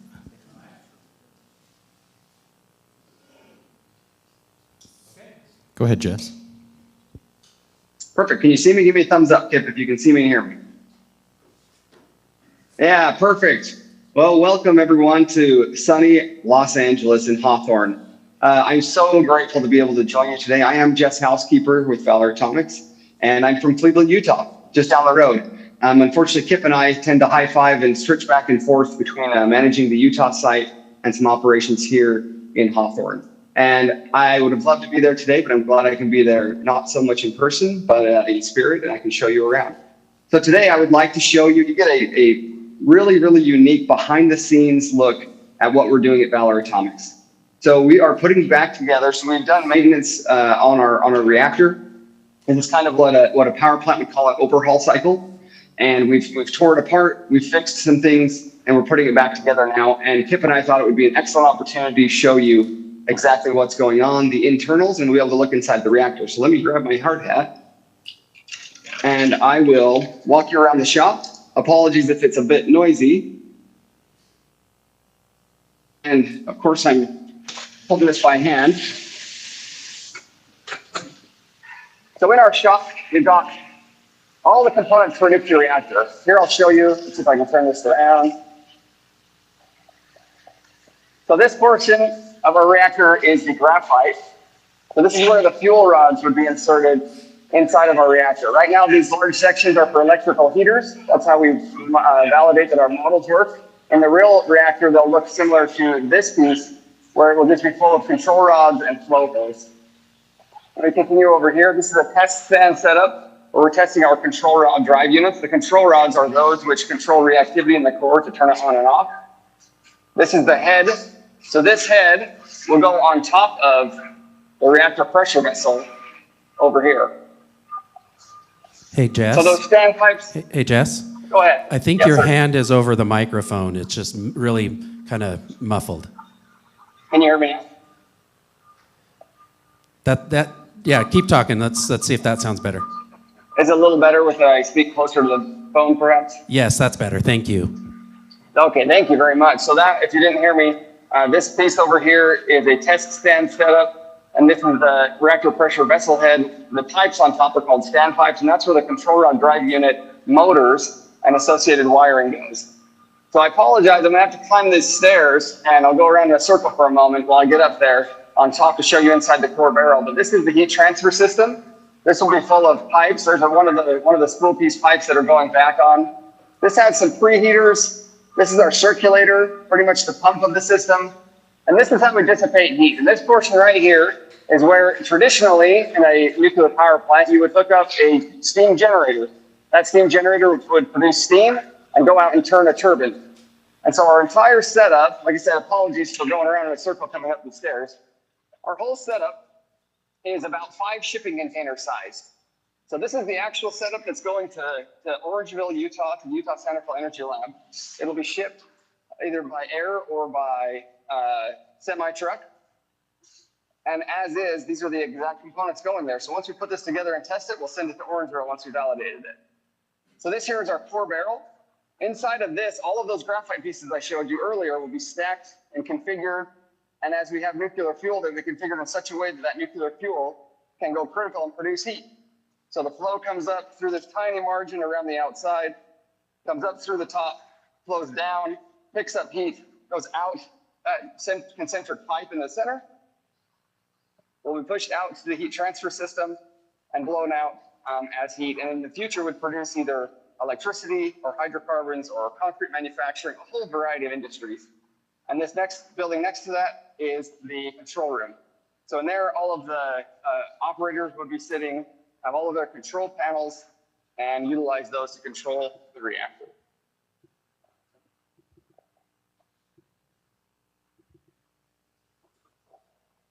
That's all of the portions which I'd like to show you today. I know we only had a few minutes, but again, I'm so appreciative of everyone's support there and of Emery and Carbon counties. We'd like to thank all of the contractors that helped us out. We've had a lot from Cleveland, Huntington, Castledale, Farron, et cetera. We could name probably 2 or more dozen contractors that are assisting us in building our reaction unit. And again, very much appreciated. Thank you for having me join you today.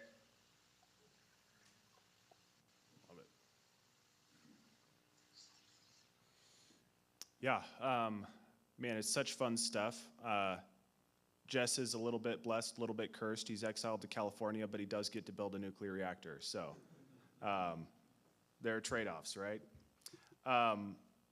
So I know that was just a really quick run through information from a fire hose, and I want to try to run through this as quickly as possible and give an opportunity for questions. So the only other 2 things I wanted to cover is just kind of buttoning up what are we doing right now, and then talk through what we hope to do in Utah, and then I'll make some time for questions if that's okay. So what we're doing right now, again, our reactor is disassembled. It's in our LA warehouse. It's going to be reassembled. It has to go through quite a bit more testing and validation over the next 4 weeks when it will be shipped over here in late January, as Jess mentioned. We also just completed, this was a lot of fun, we just completed an actual critical test of our core geometry in collaboration with Los Alamos at the Nevada National Security Site with NSERC. The part of our core was tested at criticality with some of our fuel there in the Nevada National Security Site. It was a great project. We got a ton of data. We ended up running through 36 different configurations of our core geometry. 10 of them went critical, and Los Alamos was just a huge help. I can't thank the team over there enough for getting this done in record time, by the way. From concept to final critical test was about 6 weeks. So they did incredible work there. And our team as well. I have to give them credit for actually building that core block right away. So for Ward 250, which is our reactor here in Emery County, again, it's being assembled here shortly. We're doing validation of all of the systems under electric heat, simulated nuclear heat, right? So what we're doing here is, again, one of those baby steps. rather than going straight to generating nuclear heat and stressing all of the components under those enhanced hazardous circumstances. We've been conducting tests for the last year on this hardware with about 15 city blocks of electrical heat applied to that core to simulate what nuclear fission is going to do from a heat perspective. And so all of these components have gone through rigorous testing and several iterations of various different components to get to the final configuration for the nuclear test here in Utah. We're also, as Jess mentioned, doing a lot of construction activities here in Utah, supported by the great folks here.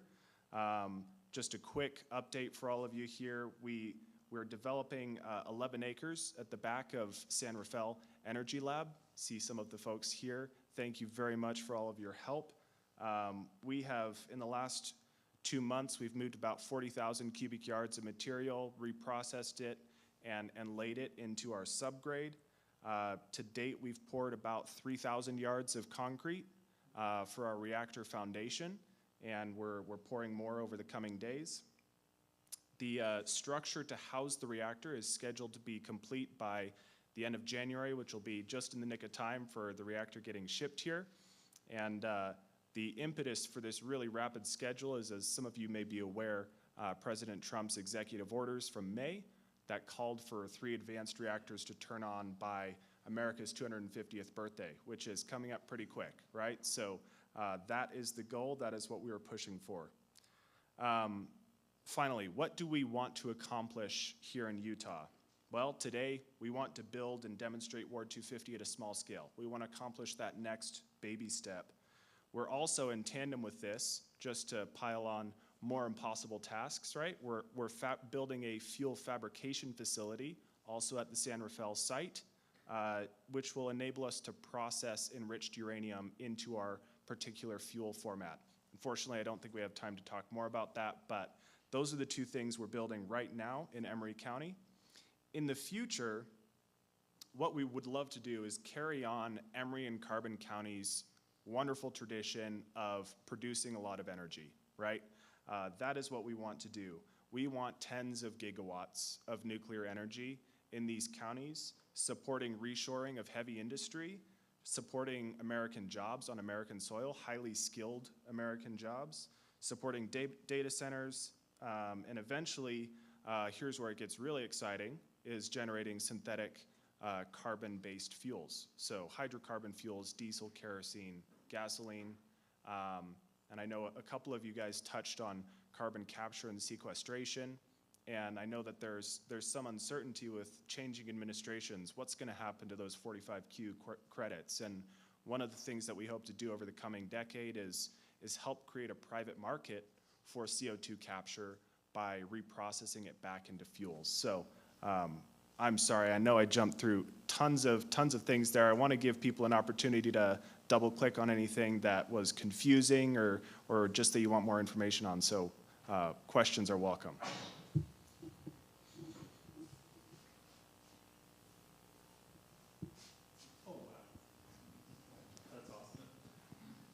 So that small unit that was shown there, what size of generator would that turn if it's fully operational?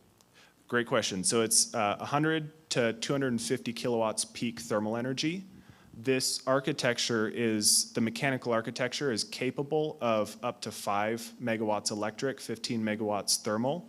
We're testing it in a much lower power configuration just to keep the hazard low, right? Baby steps. So capable of 5 megawatts, but this first core configuration is only capable of 250 kilowatts.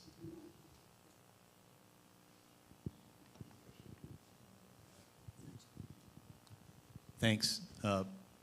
Again, Mick Thomas, Director of Oil, Gas, and Mining.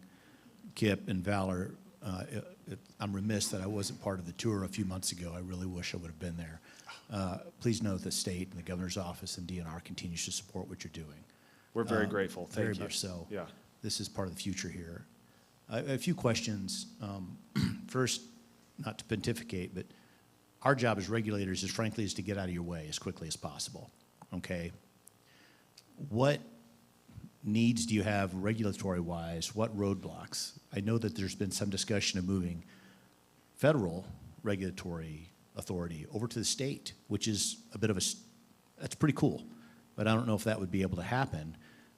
I've got a few questions I want to nail you with, so just try to remember. One, would that help?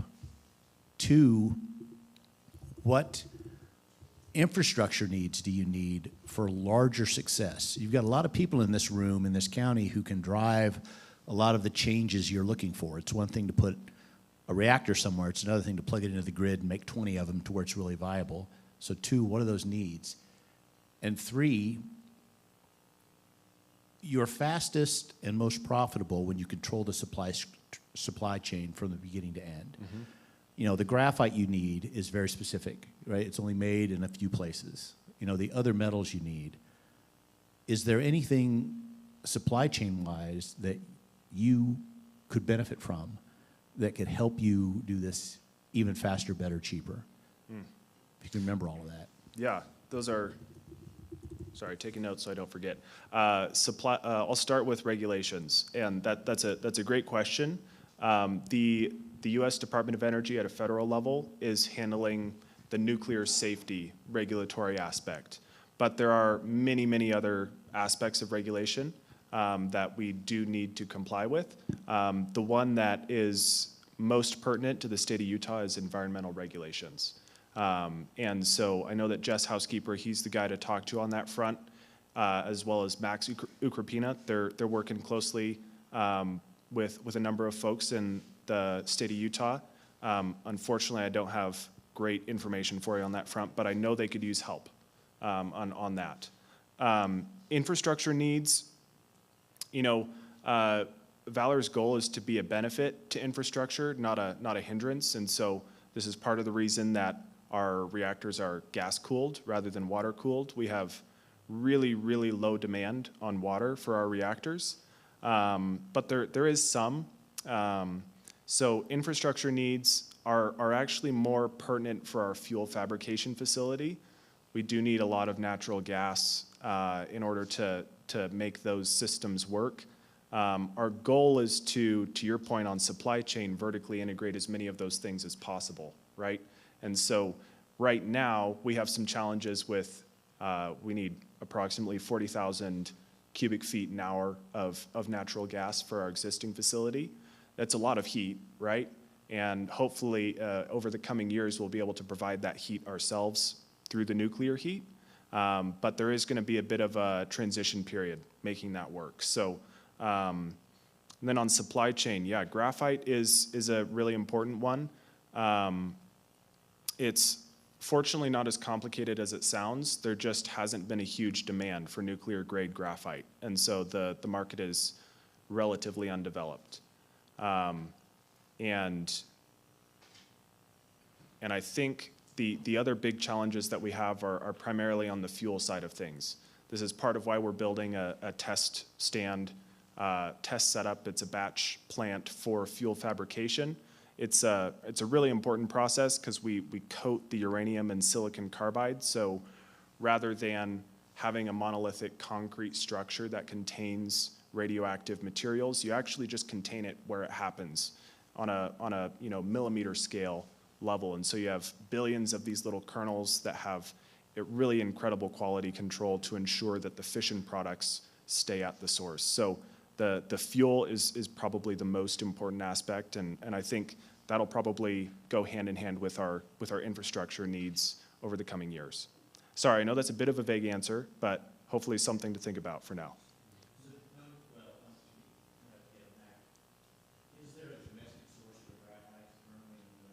Yes, the U.S. is still the leader in synthetic nuclear grade graphite. It's really important that your graphite is pure.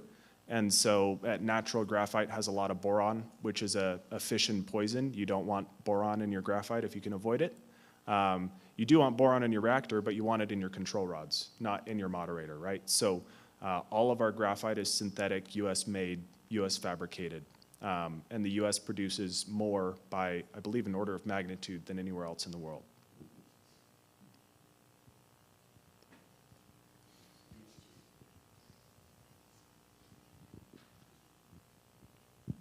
Yes, you answered my question about water. You said it's very limited, but then you said gas cooled. How does that work in the process? I'm not familiar how. Yeah, no, great question. So to put real numbers on it, no vague answers. Our test facility here in Emery County, it has a lot higher of a water demand than future reactors will have, just because we have incredible safety margins built into every aspect of the plant. So we do require about 11 acre-feet of water per year for this test facility. That number is going to go down by orders of magnitude as we refine our design throughout this R&D process. I'm sorry, I totally forgot your actual question. Well, then, if it's not water cooled, how's gas cooled work? I don't understand. Got it. Yes, sir. So it's helium. Helium is our coolant, which sounds a little bit weird because helium is the second least dense element in the world. So it seems like it'd be a really bad coolant, but it's actually surprisingly good. It has incredible thermal properties. The big advantage to helium and the primary reason we use it is that it doesn't activate. Now, 0.002% of the helium will turn into helium-3, but you can make a generally true statement that helium doesn't activate. What that means is you don't have radioactive particles in your coolant by and large, and this makes a big difference. Water activates pretty severely. It becomes very radioactive, and so you have to store that water on site for a very long period of time before you can discharge it. Helium is not that way. It also, the most important factor about helium is that it doesn't change, it has no phase change throughout the entire cycle. So the inlet temperature of our reactor is about 250 degrees Celsius. The outlet is about 850 degrees Celsius. This allows us to do some really cool stuff in the high heat regime. It allows us to pursue opportunities like synthetic fuel generation that you can't pursue with a traditional nuclear reactor with an outlet temperature of around 350 C.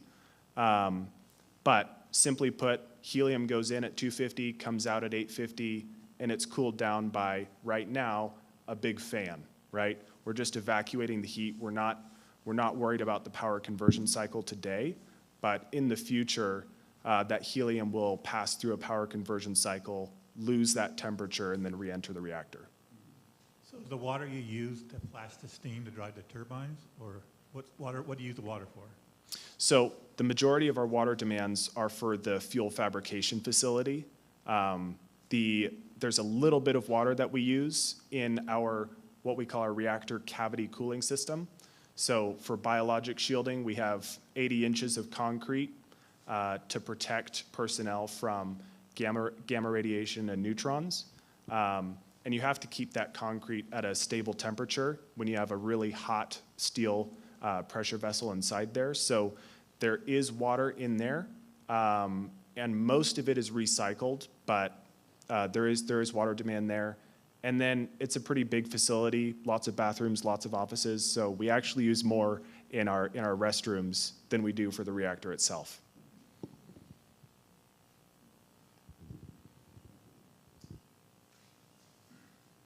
Yes, sir. Can you talk a little bit more about your fuel source and is it HALO? What type of fuel source are you actually using to generate your fuel? Great question. Yes. So we're not in the business today or in the near future of fuel enrichment. So we purchase enriched fuel. This first reactor here in Utah is a bit of an outlier for us because we are actually using HALO. It was an existing fuel supply that the US DOE had on hand that they're allowing us to use for this project. So it's just under 20% enriched fuel that's already fabricated into TRISO compacts. So TRISO being silicon carbide coated in graphite compacts fuel. In the future, we will use low enriched uranium. We have already purchased several tons of low enriched uranium, and it's currently being processed and shipped out to a couple facilities, one of which will be our facility here shortly, for being processed from just raw uranium into the fuel compacts. So we purchase it enriched, we get UCO at 4.95%. that's the game plan moving forward. This first reactor is a bit of an outlier at that 19%. That's just what was available.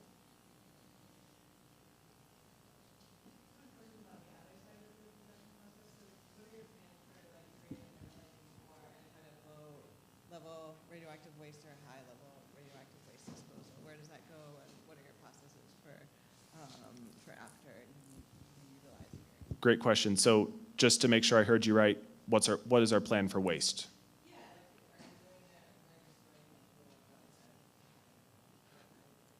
Yeah, so is this a question for today or in the future or both?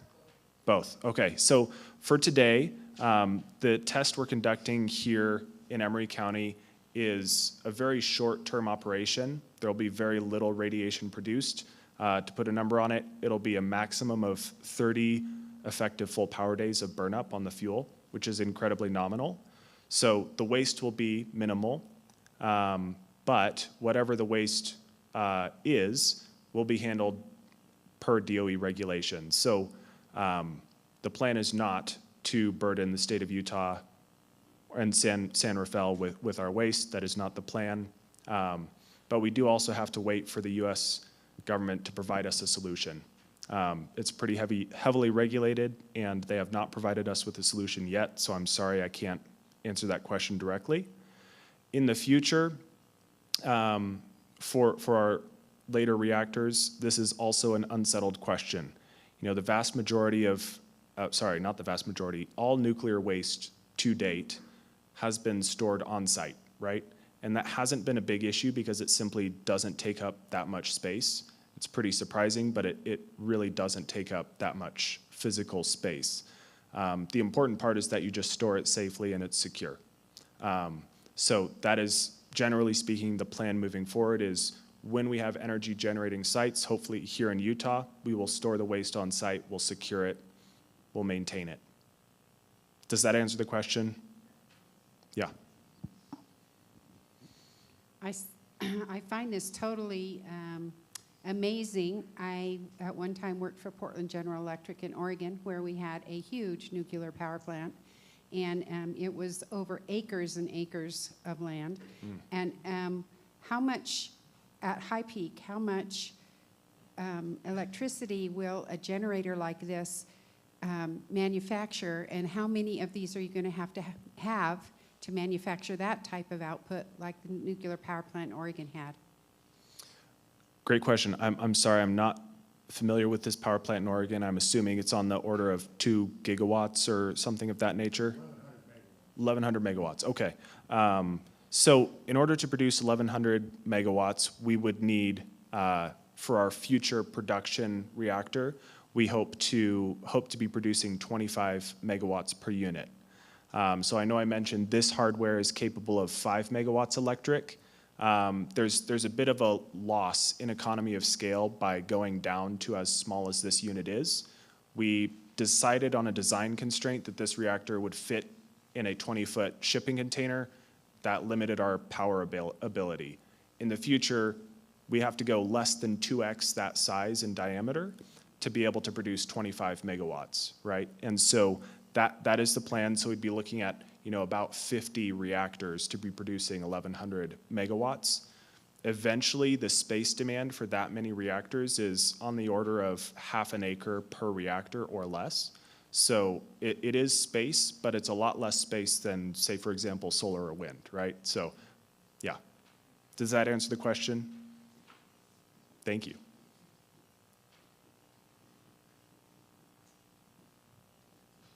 Well, if nothing else, thank you all for your time. I really appreciate it. It's great to be here. And again, thank you to all the people in this room that are currently supporting our efforts here. We're very grateful. And we look forward to continuing to work with you all. So.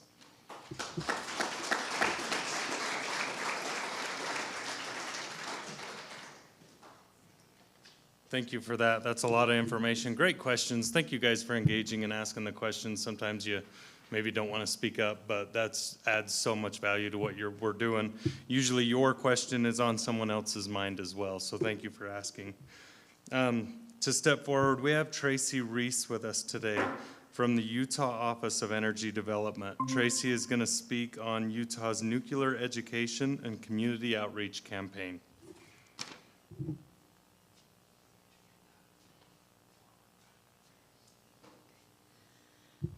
Thanks for having me here today. I want to thank Travis and I want to thank Jade for getting me up here. I want to thank all of you for your time today and letting me talk about another piece of nuclear energy that's really important, and that's education. So thank you for that. A little bit about me. My name is Tracy Rees. I'm the Public Information Officer for the Utah Office of Energy Development. And as you know, Governor Cox last October released Operation Gigawatt. That's an ambitious plan to double the state's electrical generating capacity. But as we've looked at Operation Gigawatt and the opportunities that are presented by further diversifying our already very diverse energy portfolio, we see a lot of opportunities in nuclear. So when we talk about Operation Gigawatt, we're not just talking about doubling electrical generating capacity, we're actually talking about creating entire energy ecosystems with domestic supply chains. What I'm here to talk about today is the education piece of nuclear. I want to kind of cover the who, why, where, what, and sort of where we're at with the campaign. Did I mess up the technology?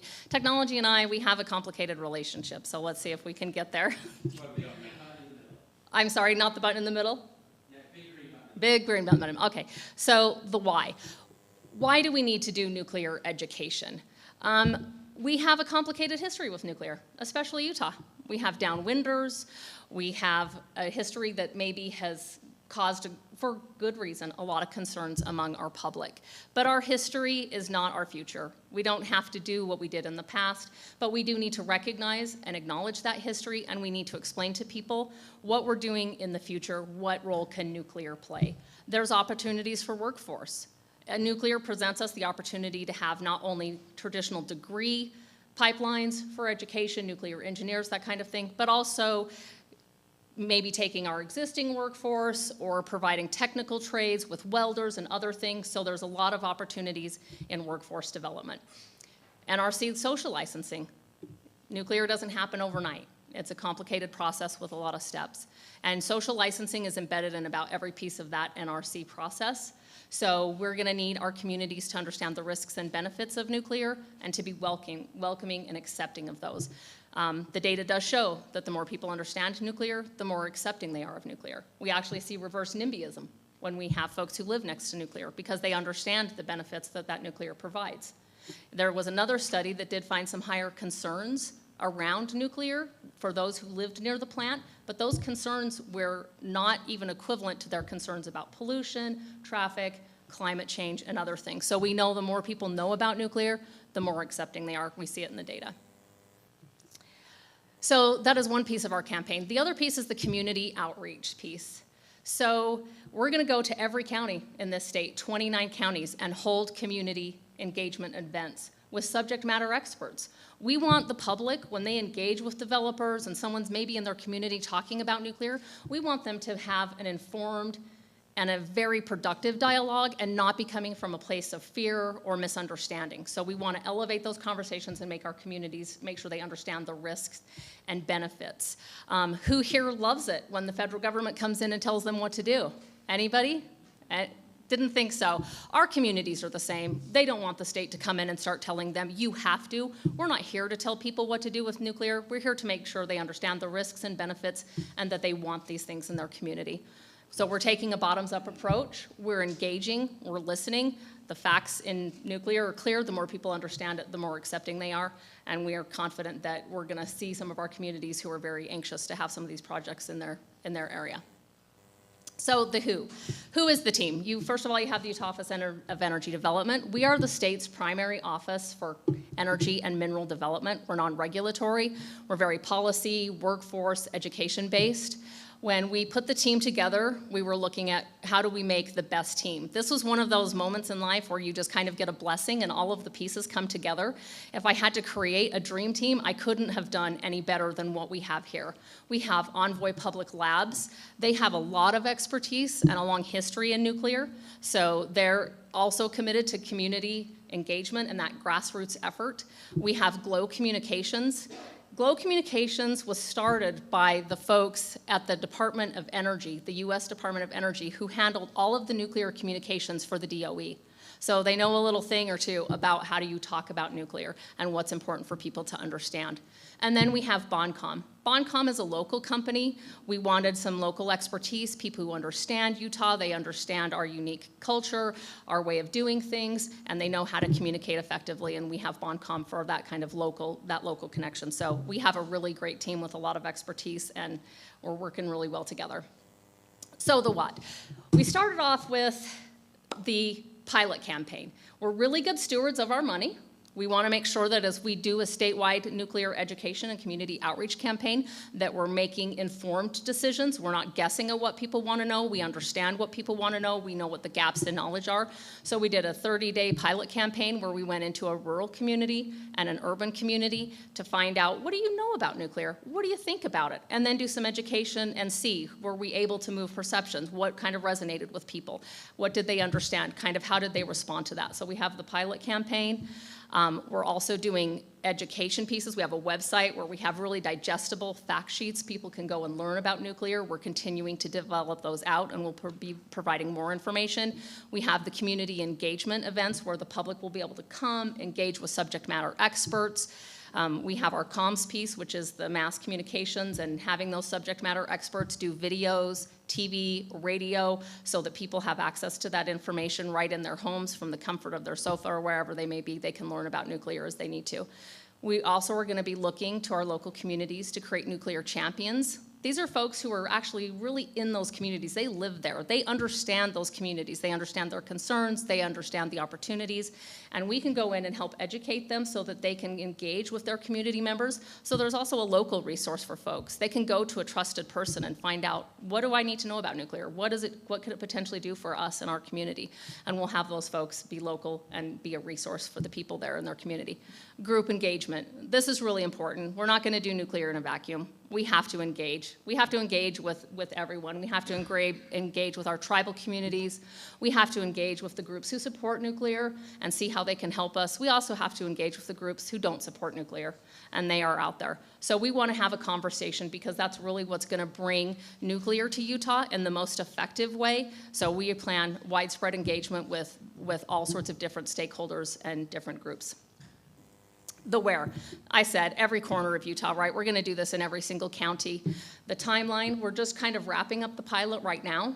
We did 2 rural communities actually, and then 1 urban, so we're going to get some great data from that and understand that when we roll out the statewide effort, what does that look like? How do we customize our messaging, and where do we need to reach folks? We're building relationships while we're getting ready to roll out the statewide campaign, which will launch in the spring after the session. But right now what we're doing is we're working with local leadership, and we're kind of building those relationships so that when we get ready to start holding our community engaged events and start doing our mass comms piece, that we have those connections and those relationships and communities, and we can be a resource, and that everybody's kind of prepared for the launch of the campaign.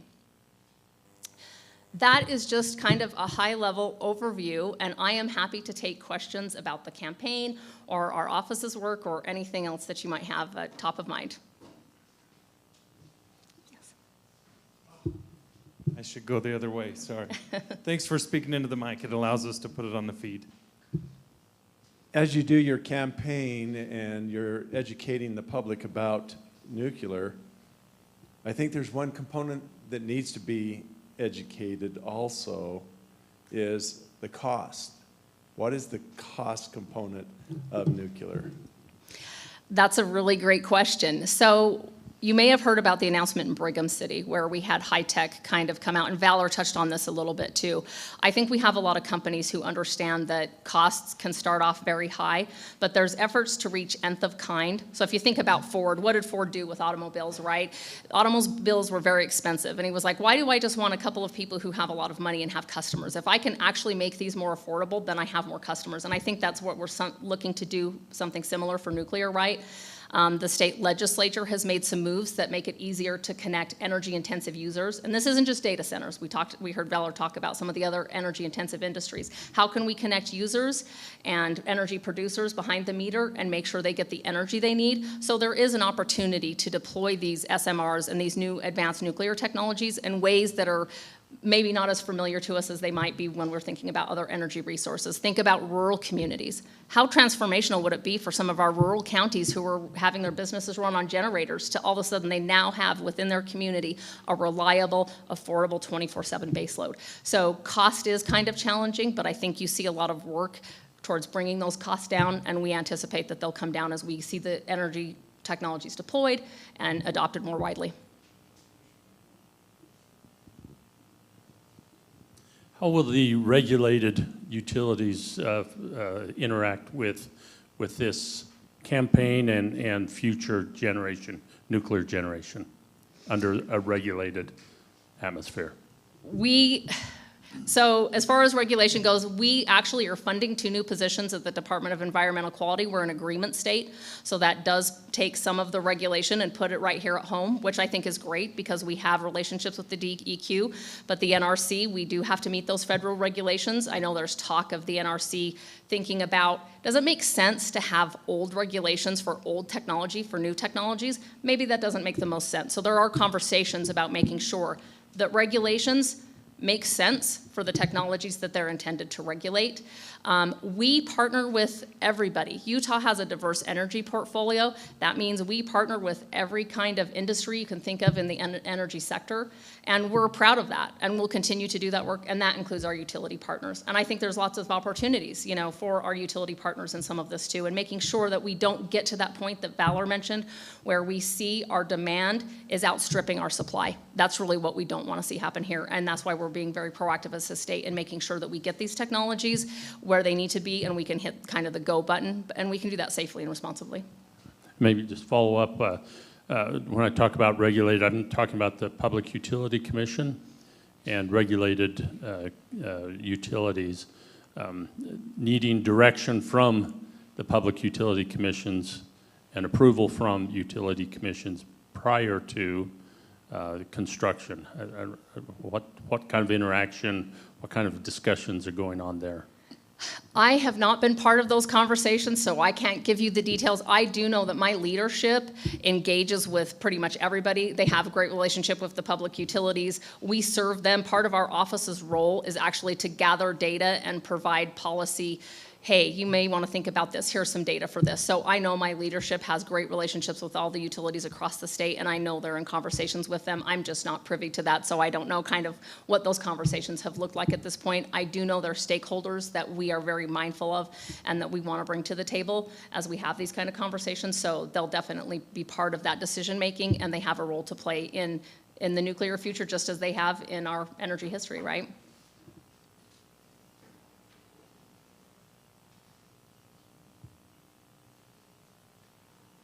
Other questions?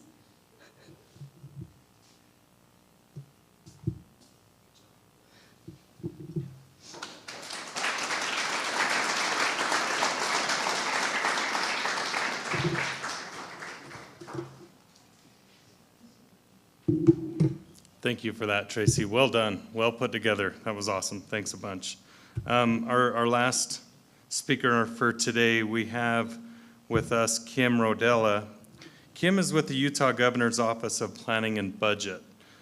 Kim will be coming in virtual, I'm thinking, so the guys in the back are working on that. She's going to speak on Southwestern Regional Opportunity Council Overview and Implementation Strategy. So it looks like they got her mostly ready to go. I'll turn the time over to Kim.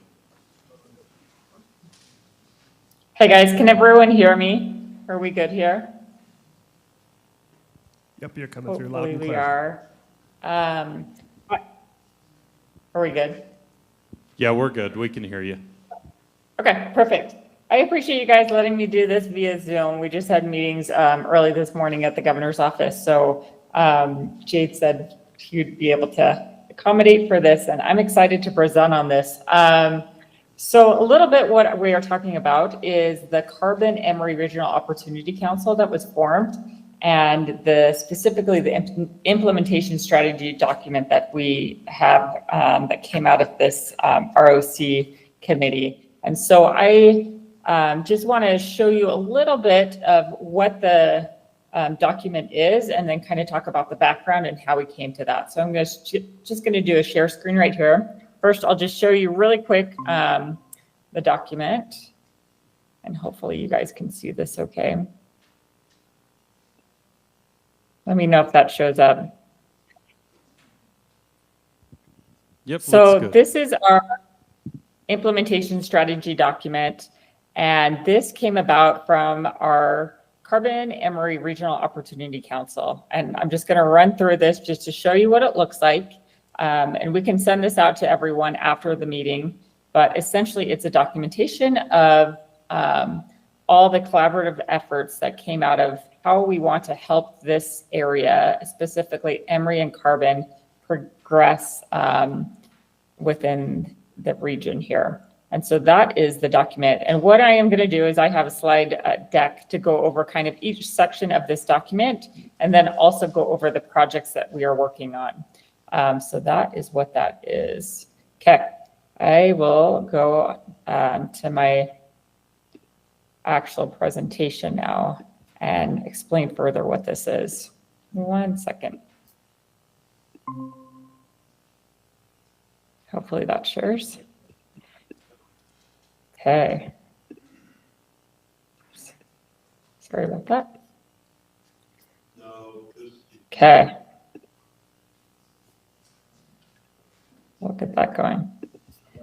There we go. Okay, so a little bit of background on what is the Carbon Emery Regional Opportunity Council. Essentially, I'm going to go through this quick because I know you guys have lunch waiting for you. But essentially what it was is there's a lot of groups that were happening in this area. We have SERDA, we have GOIO, we have DNR, DEQ, local leaders, private organizations, and they have been trying to tackle some of the economic challenges within the area. We know that Emery and Carbon, they're really at a pivotal moment here, especially when it comes to energy production. And so the governor's office was asked to come in and kind of unify all these diverse groups and form what is known as the Carbon Emery Regional Opportunity Council, or we call it the ROC. And it really was to say, hey, you guys all have really great ideas, so let's coordinate and come together to tackle these ideas. So some of the challenges that they're addressing is like workforce development, infrastructure improvement, energy policy, housing, business retention, expansion.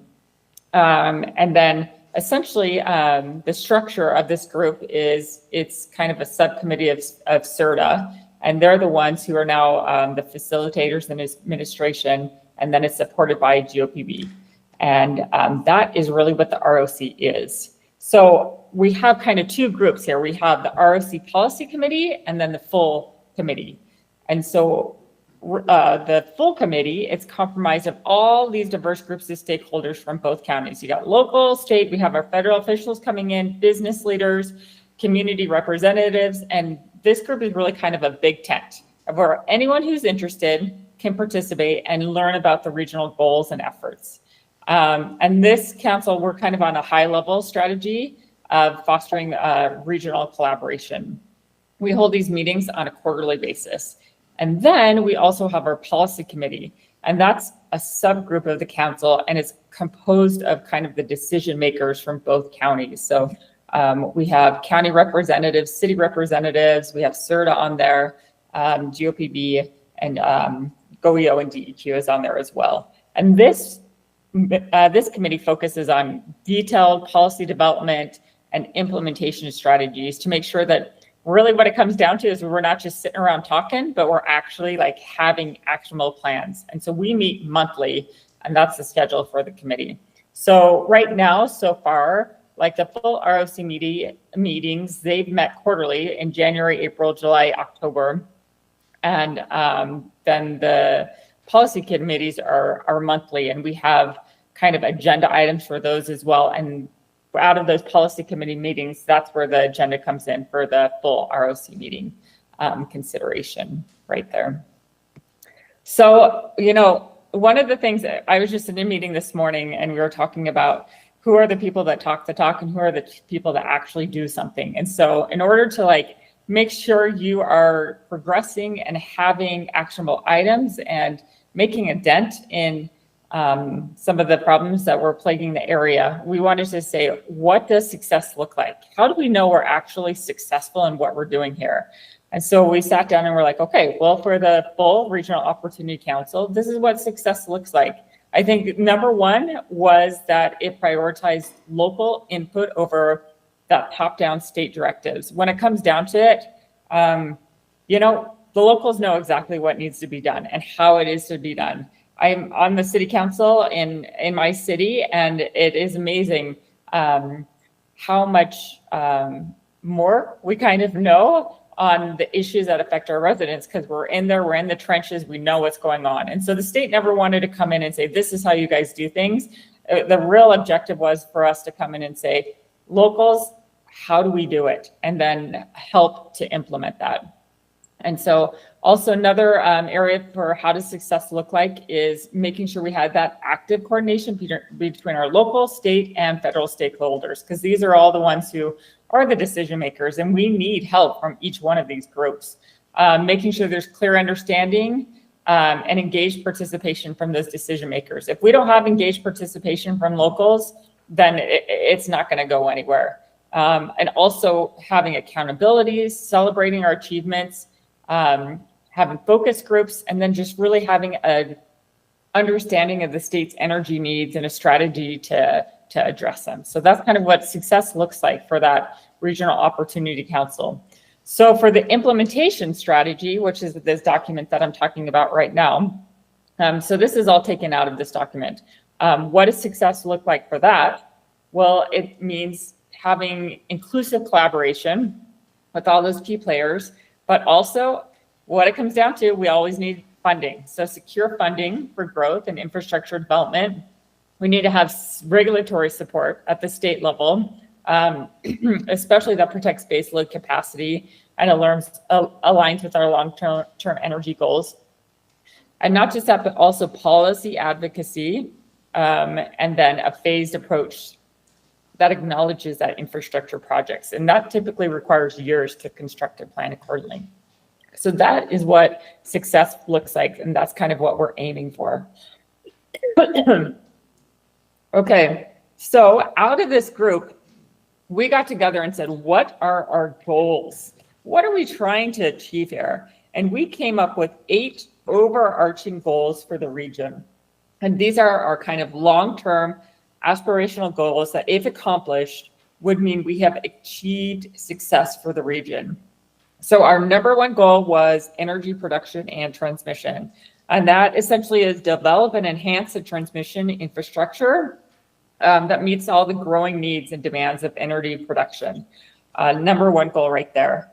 Number 2, infrastructure expansion. So what we're talking about here is developing infrastructure such as natural gas lines, freight rail connections, water access, prioritizing upgrades and expansions to the regional airport and other critical infrastructure needs that are needed for enhancing that economic expansion. And so then that goes on to economic development. That was our third goal that we wanted to work on, promoting that economic development by showcasing the region's assets, and then also doing incentive programs and strategic partnerships for that area.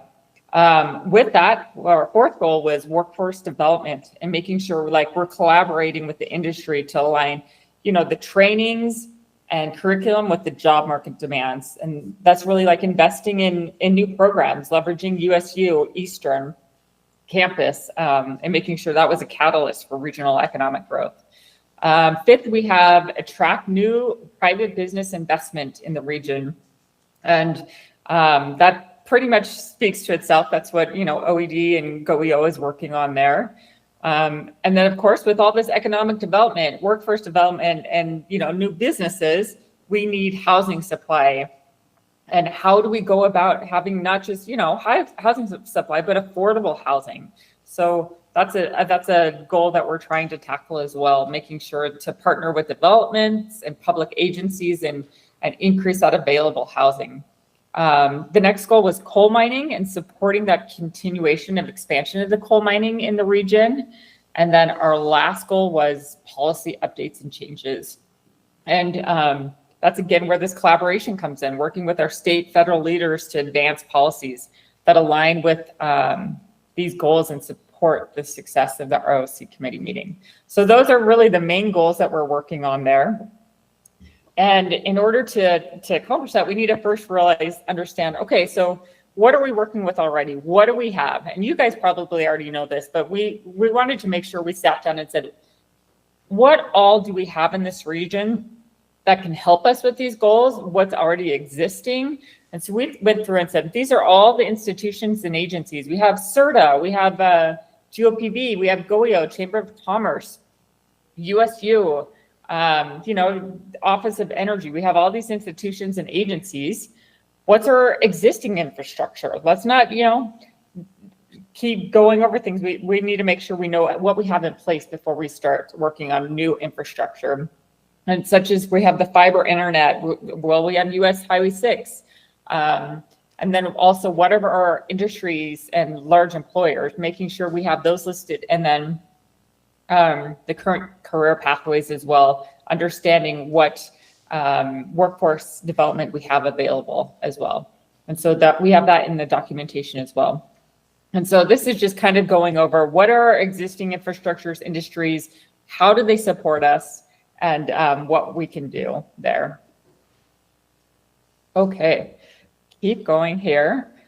So with that, then we look over, okay, so we know we have this group, we know we have our success outlook, we know what assets we have. So what are our risks? What are our constraints and assumptions? Because we got to know if we have, we know what it looks like success, but we got to know also what are some of the risks that we need to anticipate. And so we sat down and came up, as a group with that local input. Well, of course, there's, timeline pressure. We never know about that uncertain timing of power plant closures, resistance to economic diversification, competition, always competition for that limited state and federal resources. And when that means is, one of them is funding, workforce retention, and then always the uncertainty in the energy market and regulations and where it's going and what directions. Others are limited local financial resources, geographic isolation, infrastructure capacity limitations. We have always, of course, the regulatory hurdles for energy development, and then workforce skills and gaps as well. And then there's always that assumption that the state and federal support will be available. And we know, like looking into this, especially on the federal side, that's not always going to be there. So that's one of the assumptions that we have to remember. Private sector, we can't assume that they'll invest in the regional opportunities. We can't assume that educational institutions will adapt to evolving workforce needs, and that also energy will remain a core component of regional identity. And also we can't always assume that there'll be coordination among stakeholders. Can't assume that we'll all agree as well. And those are the assumptions that we have to go into when we're looking at how to have success in this area. Okay, so with that, we came up with a regional priority tactics tracker. And I'm gonna exit out of my slide deck really quick and just kind of show you this spreadsheet that we're working on. And this is kind of an evolving spreadsheet. Again, this is what has come out of the ROC. This is what our local leaders here, what our stakeholders have come up with and said, these are our priorities. And so here is what we have. And this is basically our Carbon Emery Tactics Tracker. And it's a way to, again, really put down what we are trying to accomplish and how we're going to do it, and seeing if we're making progress, if we've started it. So this is just a cool way to say, let's just get organized and work on this. So what we have is we have the status of our projects. We have each one of them and their priorities. So for example, priority number 1, secure state primacy over class 6 wells. So this is what This RO committee has said this is one of their top priorities. And then so we've broken it down and said, okay, how do we do that? These are the things we need to do in order to accomplish that.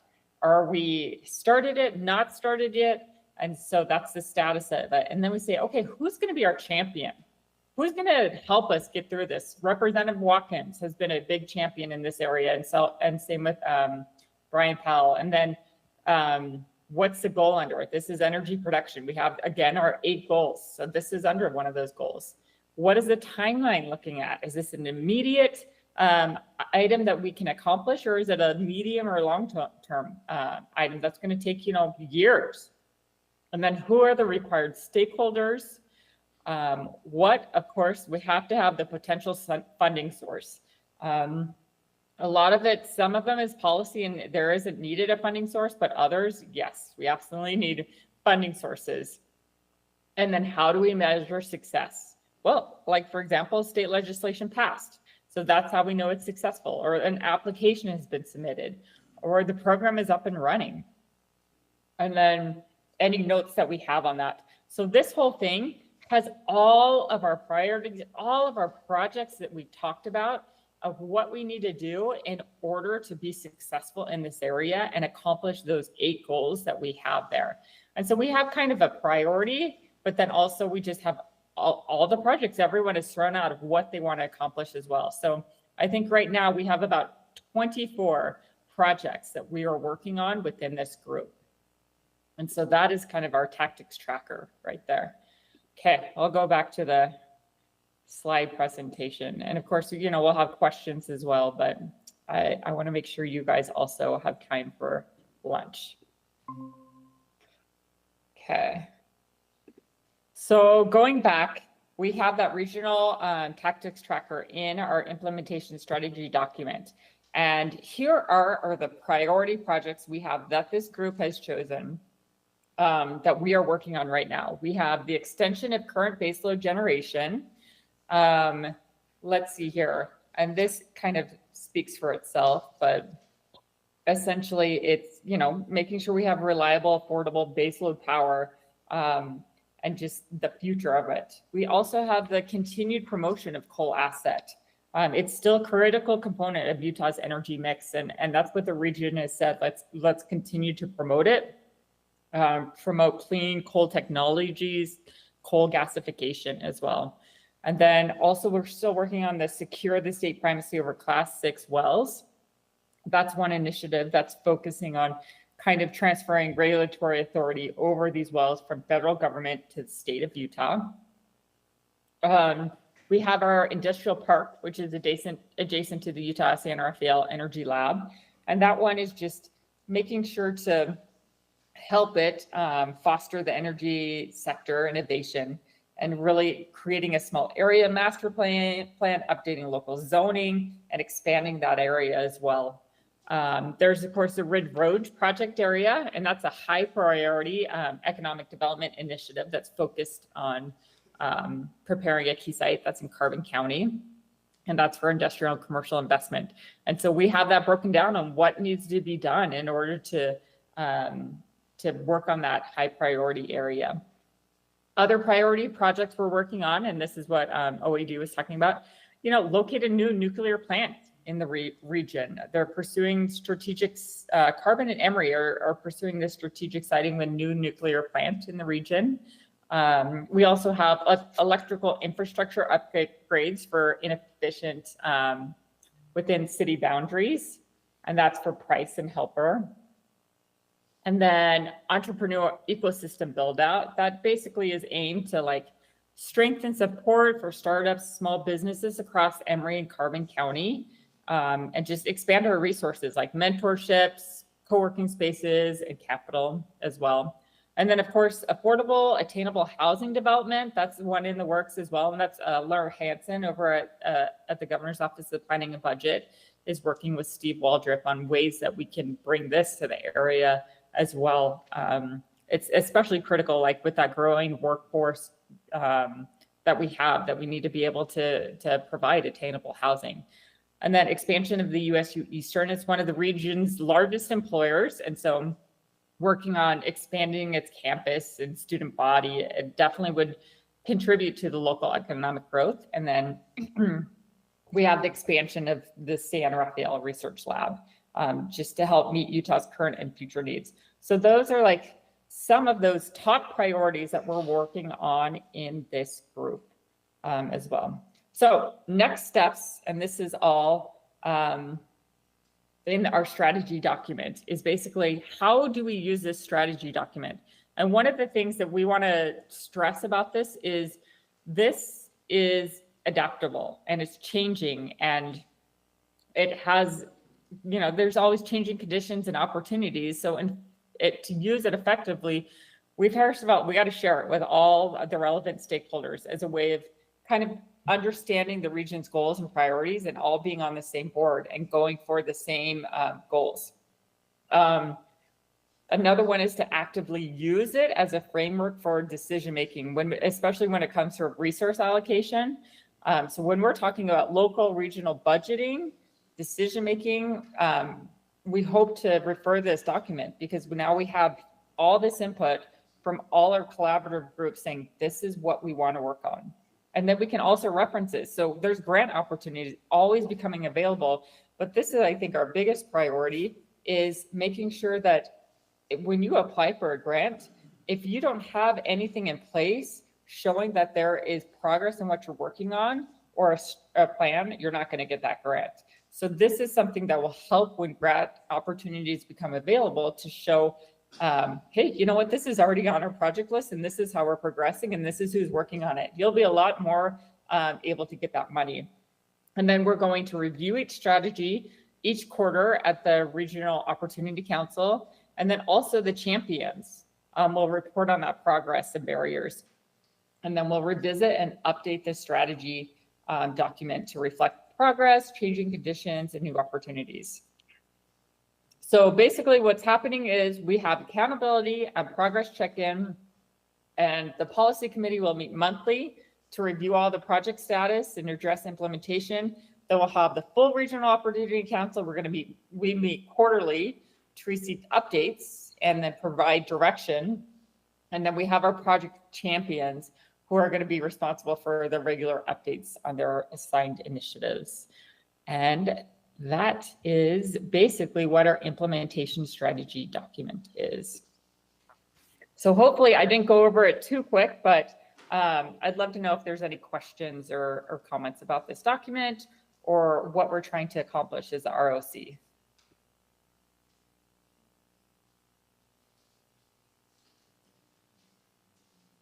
And again, I'll send this out as well, just so people know kind of the things that we're working on.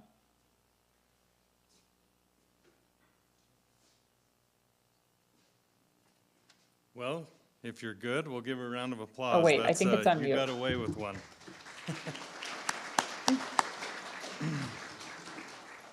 I think that's a double-edged sword if you're the speaker before lunch, because at face value, you're like, oh no, but guess what? You're probably not going to get any questions. Well done. Thank you. Thank you. In no particular order, and the faster I do this, the more you'll like me, and I respect that. So I want to give a huge thanks to the speakers. I was thinking about it. These people have so much going on in their daily personal lives and work lives, and when they're asked to speak, that takes a lot of time to put that together. So as if they're not already crunched in their own respective worlds, they put this together for us. So thank you to everybody who speaks at these. Big thanks to SERDA. Thank you for inviting us into your house. I mean, that's where we're at. So thank you for having us. Bart, Kettle with Division of Oil, Gas, and Mining. When something doesn't get done and you look around, oh no, I need to do this, Bart has it done. So big thanks to Bart. I always tell you guys, please share the email. The email gets sent out to all of you. If there's people that you know of that you can get out here, you guys are here because you know how powerful it is. So you work with people, you know people, share that email with them and continue to help us build this. There's a survey, I believe, still at the end of the email. Fill that out. You guys have a huge voice in this. Let's talk about who needs to speak. I guarantee you everybody's walking out of here going, oh, so-and-so needs to be here, or we need to hear from them. So that's your opportunity to do that. So With the food, they hit a home run with it. Don't be shy. Don't be bashful. There's plenty of food. Enjoy that. This is the most valuable time. Get yourself a bite to eat and visit with the people here that you want to. Thank you for coming to our collaborative.